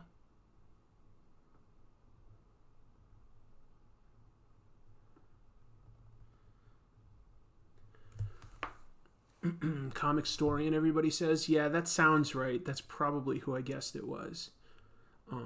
Anyway, I just tweeted a quick sketch of Paste Pot Pete. Good. Mark Hendry is good if you like nuts and bolts animation critique. Oh, I might. That sounds interesting. They rely on spoiling stuff too much. Okay. Have you heard of Asura's Wrath? I suggest looking into it. It's a really great story told through a horrible video game. They had a brief manga adaptation too. Yeah, Akira does mostly have like lots of cities and motorcycles. It's just that like it does also involve like telekinetic powers and like mutations and stuff. Who do you prefer, Asgardians, Eternals, or the New Gods? Probably, if I'm being honest, probably Asgardians. I've had more fun with Thor, but I do really like the New Gods. I like certain New Gods. Let's put it that way. I think Darkseid's a great villain. Most of his lieutenants, I think, are kind of dumb. I do like Mr. Miracle quite a bit. I think he's cool. So, yeah, I like Mr. Miracle, Big Barda, and Darkseid. But the rest of them, I don't know, I'm kind of I don't know. Should check out Captain Midnight and Nando v. Movies. Nando does rewritings of movie endings or plots. It's not too bad, all right. Eternals, by the way, I've just had a hard time connecting with. That's a comic I'm just like, whatever. It's interesting to me only in the sense of when you read Jack Kirby's Thor stuff, then you read his New God stuff, and then you read his Eternal stuff, you get the very broad strokes of gods, the old gods dying, the new gods coming along, and then like sort of continuing their story. It forms a loose, very loose trilogy, but you could see that there's a through line of an idea through all three products. What kind of music do I like? I don't know, man. I guess I like, mostly like rock. I like alternative. I like 80s new wave. I like a lot of rap and hip hop. I like hard rock mostly. I like old school stuff. I'm starting to show my age, man. I miss stuff like AC/DC.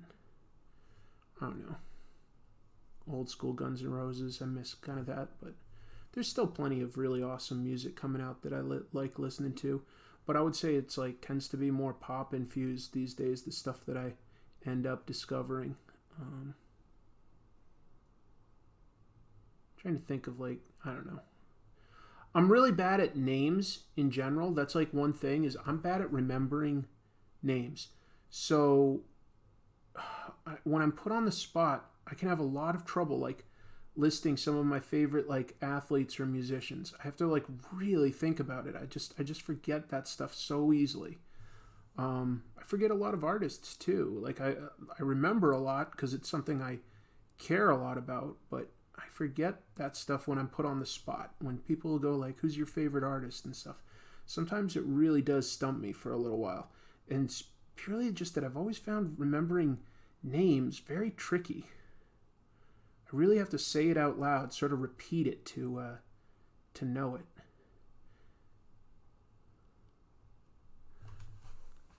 The Eternals were a group of superheroes who had godlike powers and were immortal. Yep. Am I familiar with Brandon Graham's work? No, I guess I'm not. From what you're describing, no. I like polka music. Not a lot, to be honest. The only polka stuff I kind of am amused by is like, back in the day when I was really young, like I was always amused by like Weird Al's polka covers of songs. That kind of cracked me up a little bit.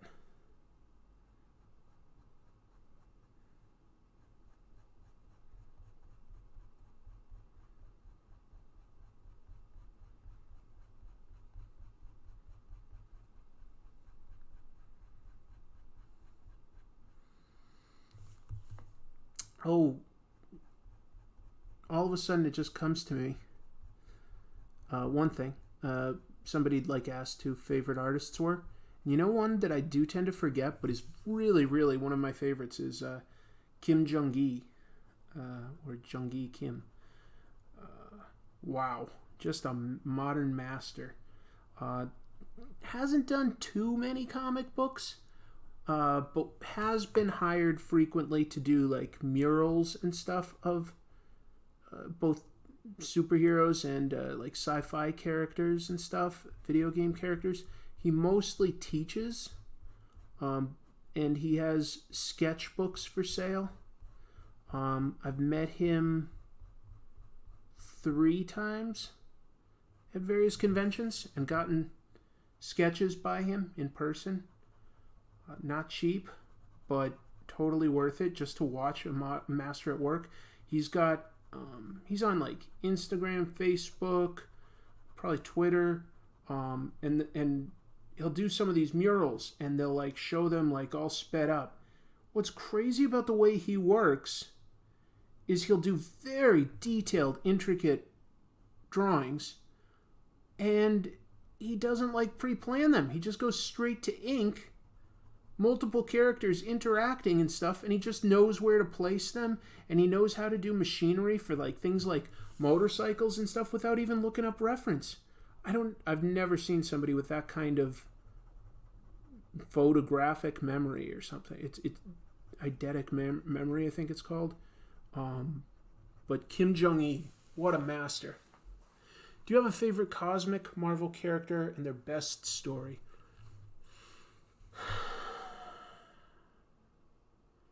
Probably thinking.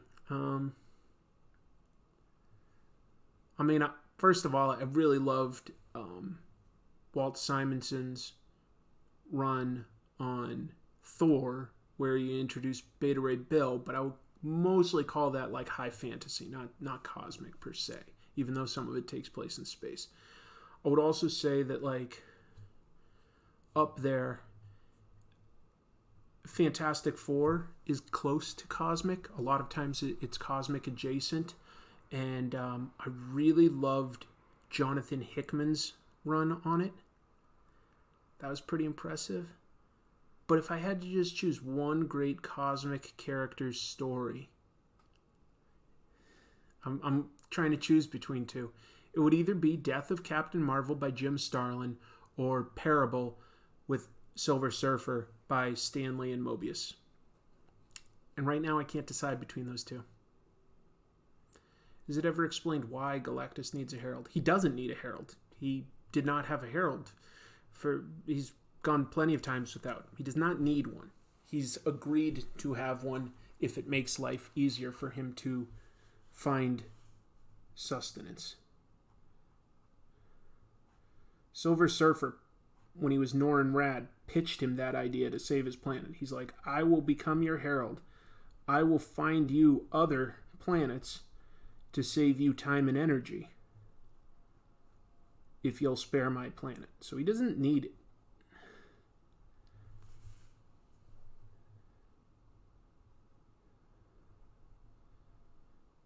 He'd survive without it.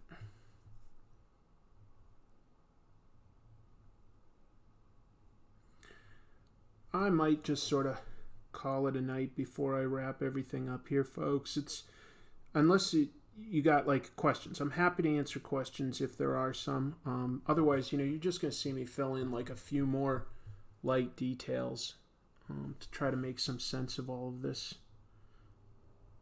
But I don't know how exciting it necessarily would be from this point forward. It's getting late.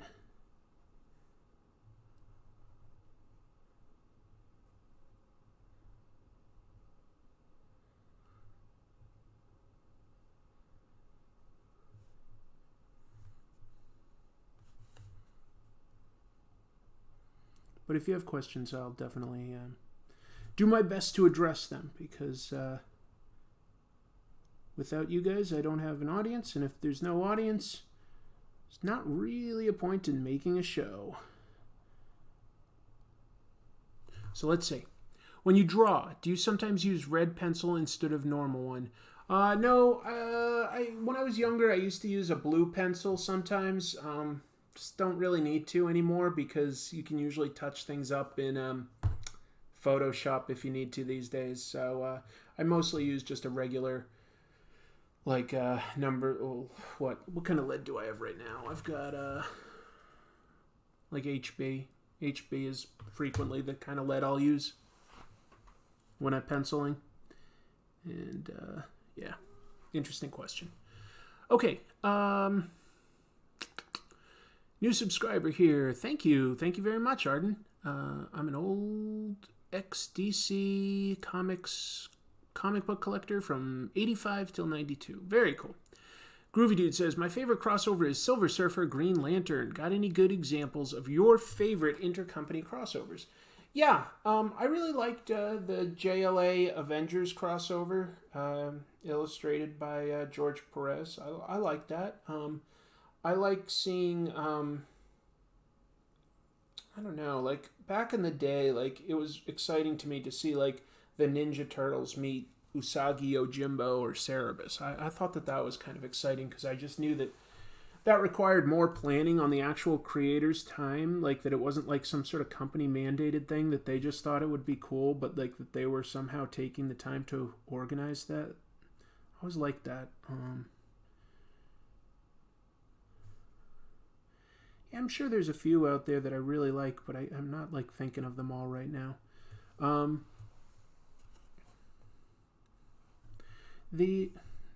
guess a bunch of them were sort of done actually by Dark Horse. I'm thinking of like different properties that like sort of got mashed up, like Terminator, RoboCop has a kind of cool crossover, but yeah. That's not really two different companies. As a kid in the 90s, I thought Deathmate was pretty exciting. That was, what do you call it?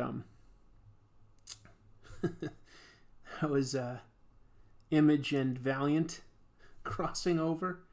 But I've tried to go back and like reread it, and I'm like, this is just nonsense. This is nothing. It's not really much of a story. Oh, you know one that was really fun? Robert Kirkman was writing Marvel Team Up at the time, and he had his character Invincible show up and meet Spider-Man. So that was in a Marvel comic. Invincible showed up in a Marvel comic, and it was illustrated by Cory Walker, co-creator of Invincible. So that was pretty cool. I got a big kick out of that one. That I liked a lot.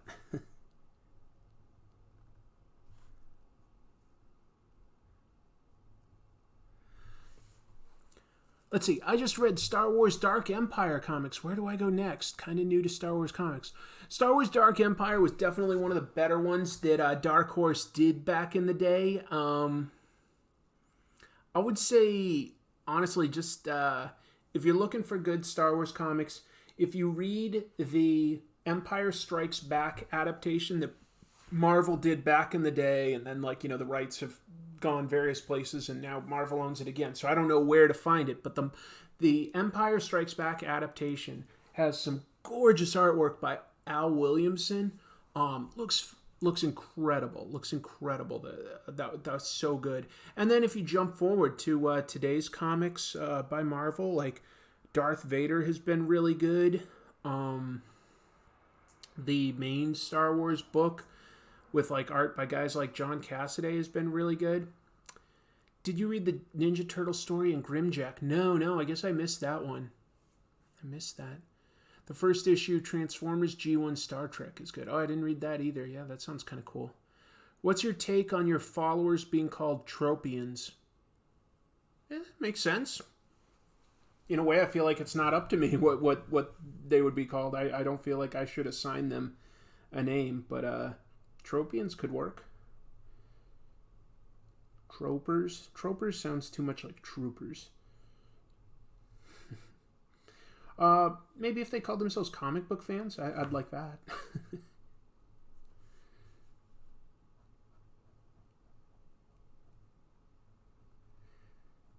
Yeah, I just love the medium. It's so versatile. I love the medium more than any one creator or any one character or any one title. Like, I think that comic books will never go anywhere. Like, you know, if Marvel and DC collapsed tomorrow, comic books would still exist. You know, people would still want to tell stories using comic book techniques. If the biggest manga publishers like Shueisha and Kodansha like closed down tomorrow, there would still be comic books. So what's most important to me is just to like look at techniques, look at what works, so that like people can truly understand what you can do with comics and what has worked in the past and maybe what hasn't been attempted yet. Maybe people will think of something that hasn't quite been perfected yet, and that's kind of a cool idea. So that's what's important to me. Unfortunate that Valiant lost Turok, Solar, and Magnus. Yeah, I sort of agree. Obviously, they didn't really exactly lose them. That they were never theirs. They were just licensing them. Of those, personally, I don't think that Magnus was that interesting, and I don't think Solar was usually that interesting, but I do think that Turok was pretty cool. Turok would have been cool to have still. I'm a proud Tropian. Sounds good. Awesome. Who has the rights to those now? Yeah, there is a company that has the rights to those now. It's not coming to me now, though, because they don't do anything else that I can think of. Turok Dinosaur Hunter should get it. Dark Horse? I don't think Dark Horse has them. Maybe they do. Maybe they do. All right. Where are your fellow comic Tropians, Chris? Well, that's nice. That's nice. Wouldn't Tropian be more in line with how suffixes work? No, it works. I think it works. I think it's in keeping with naming conventions.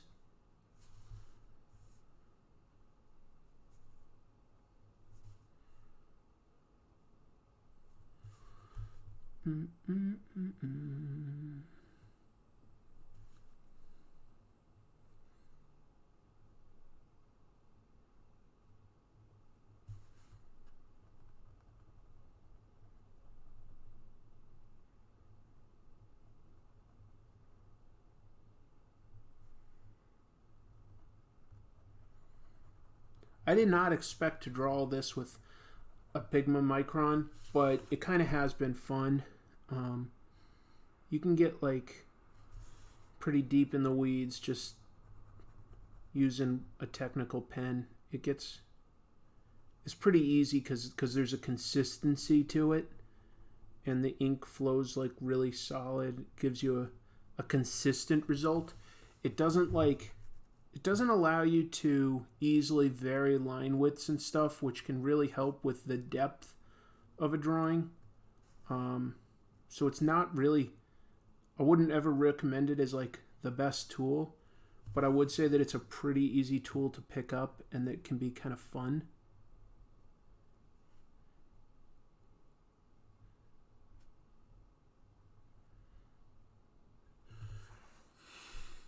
Let's see. Defenders of the Earth should get a movie. Okay. Trope fanzines. Trope fanzines. That's pretty good. Mandela Butterfly. What is the most valuable comic that you own? Most of my comics, I've told this before, I sold most of my comics 5 years ago when I moved across the country. It was just time to unload, and I sold 30 long boxes full of comics. So a lot of them are gone. I didn't keep too many. So with that in mind, the most valuable one that I still have is probably, I've got a few copies of Walking Dead #1. I've been editing that one since day one, so I had a bunch of copies of that back in the day, and I was just giving them away to promote the book. But I kept at least a couple, so I've still got a couple of those left. I think that's still going for a little bit. Haven't really looked in quite a while to see what they're going for.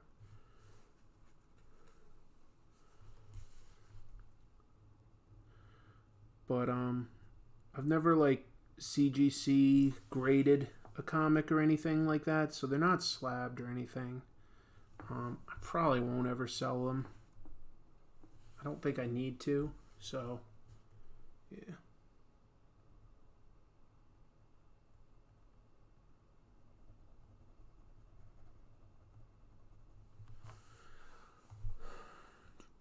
I love Japanese monsters. They're fun to draw. They totally are. Did I watch the new Titans show? No, I did not get that DC subscription service. Yeah, that's something that someday if this channel takes off and I'm able to sort of pay the bills with it, I would definitely invest the money in having all the streaming services so that I can see, any adaptation of comic book stuff. But can't afford that right now. Not even close. So I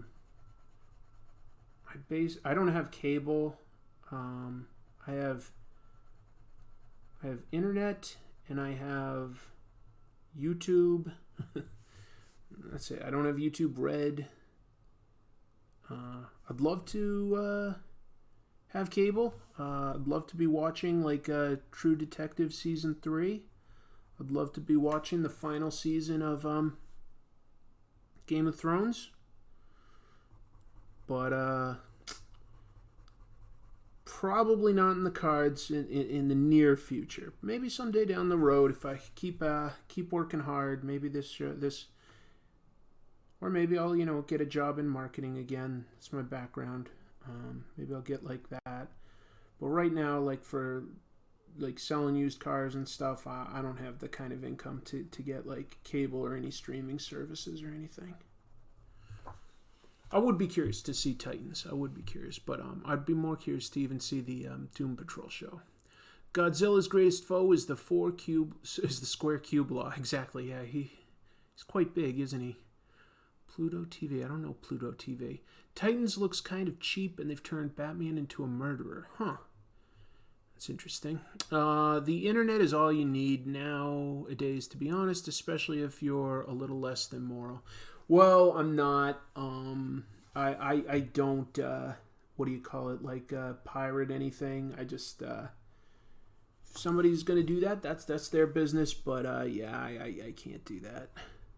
See, I've got too many friends that are professional comic book artists or video game designers or are actors in Hollywood, and I know that stealing that stuff would be directly, maybe indirectly, but it would be impacting people that I actually know.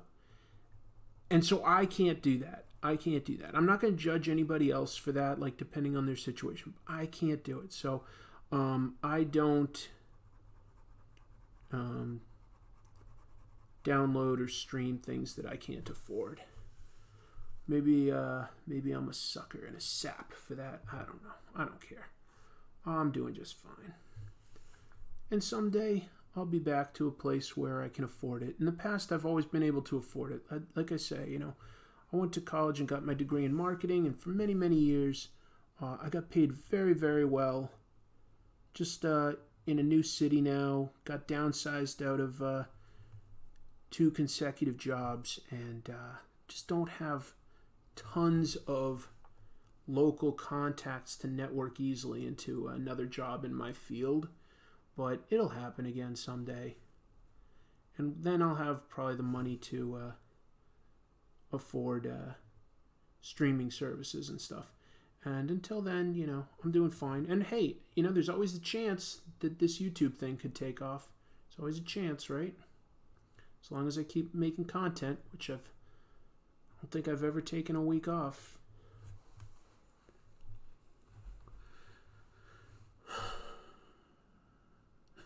For kicks, I searched YouTube for Square Cube Law, and Godzilla was the 6th video. Yeah, I'll have to watch that. That's cool. Used Cars was funny. Kurt Russell. Yeah, Kurt Russell's awesome, man.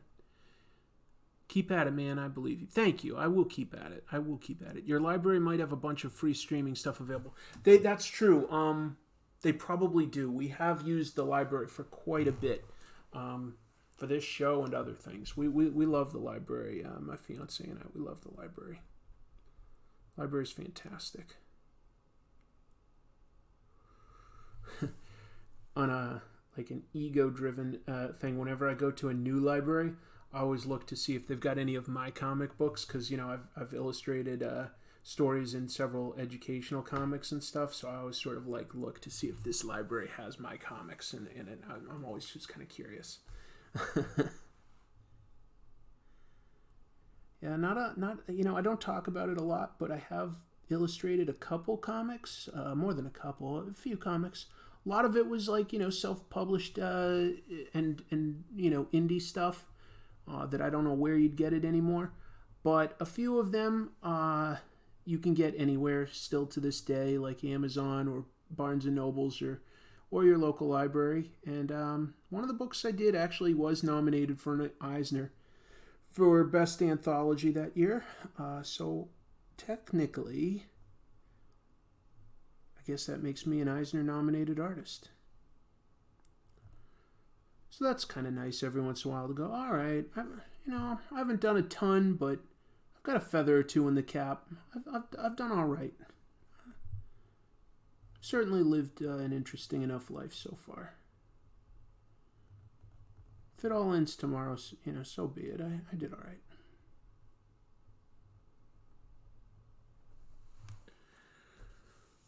Let's see.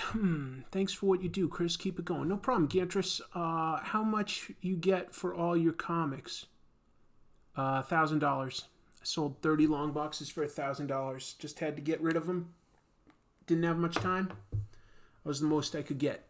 It was like pennies to the book. I don't buy comics anymore. I just found this channel, enjoyed how much it laid out, and the walk down memory lane with some of the characters. That's awesome. Kurt Russell was in Deadly Tower. Yup. Let's see. Your videos are unique and informative. If you don't wear the Aquaman outfit too much, you will make it as a YouTuber. We'll see. We'll see. You can do a trope of your own comics. Maybe you can sell them digitally. Well, I didn't publish them, so I don't have the rights to that. My comics are, let's see, that I can think of that are out there in stores. Trickster, that's Tales by Native Americans, and Colonial Comics Volume 1 and 2. I'm glad YouTube recommended your channel to me those many months ago. Thank you, man. Thank you. That's an excellent attitude to have. See ya, guy. See ya, guy. Do you get any compensation for sales of any of your work out there? Yeah, not a lot. Not a lot, but technically I get royalties, but at this point, it's been a couple years, so I don't think I'm due for really much more of that. But I made a little bit. Yeah, it was probably worth my time in the long run, so no regrets or anything. Feel good about that. I feel good.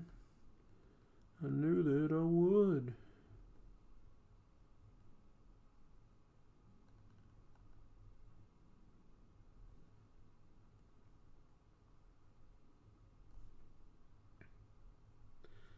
Yeah, I feel good tonight. I like doing these live streams. It's always fun to talk to other people that actually like comics and stuff. It's really nice. So thanks, everybody. You've helped me feel a little bit better. I appreciate it. That's probably about where I'm gonna call it. I think I'll take a look in a sec just to see if there are any more questions that I should be answering. But yeah, I think that I did what I wanted to do with this. It's not great, but it's not terrible either. If I had a kneaded eraser, I'd sort of clean up all the pencil and then like sort of know where I need to, thicken a line or add a line for like some more texture or something. It's a little hard to tell sometimes when you still have a little bit of light under pencil, like I do right now. But yeah, Destoroyah. Yeah. So cool. I love Destoroyah. Hopefully, if you don't know who he is, go out and try to find Godzilla versus Destoroyah. It's good. It's real good. Let's see. I saw one of your vids where you touched on Mike Zeck as an artist. Do you know the story of why he basically left at the height of his fame and only did comic covers moving forward? I think because he could just make a good living just doing covers and commissions. I think that he just didn't have a lot of interest in the grind. Jack Kirby. Let's see. Good night then, man. See you, KNT Art. Thanks for stopping by. I appreciate it. Thank you for your time in the chat. My pleasure, Perth. My pleasure. I think Mike Zeck had health issues. Oh, that's a possibility. I guess I don't know if that's what made you choose to stream tonight. When's the next one? What made me choose to stream tonight was I'm not working tomorrow, so I knew I could sleep in. I was drawing this pencil version while I was having dinner and like watching Netflix with Chrissy, and then I was like, I'll just work on inking technique tonight. I'll like boot up the old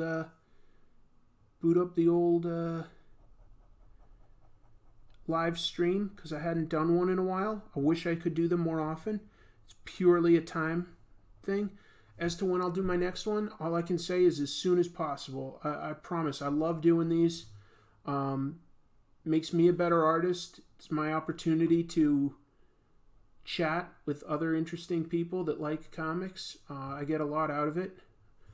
Can't promise an actual time or a day because I don't even know what my work schedule is going to be like, beyond 1 month, and it's never on the same days of the week. You get it? Like my work schedule will be something like 4 days on, then 1 day off, then 5 days on, then 2 days off, then 4 days, then 2 days. It varies. So like I'm never getting a weekend on a set day or anything like that. It's all over the place.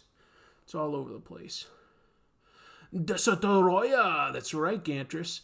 Do you feel that the live-action versions of superhero TV shows and movies affect the characters and superheroes and villains of the comics? No question. I think I've talked about it a couple times when I've talked about characters that have been adapted. A lot of times, if there's a new idea that really connects with the audience, that finds its way into the comic every time. Most of the things that you know about Superman came out of the early newspaper comic strips and the radio show.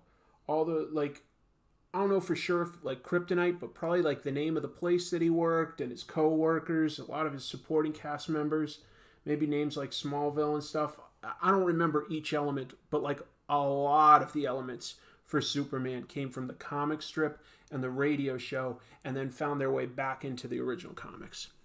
You should watch Drawn and Quartered 15. They just did Red Sonja. Oh, okay. Sounds interesting. I'm going to look for it. Okay, they're talking to each other. That's cool. I'm going to take off, folks. I've pretty much accomplished what I hope to with this. I had a pleasure talking to everybody. And what else? I'm going to trying to do a short episode, a funny one that would go up midweek. I'm going to try to jam that in tomorrow.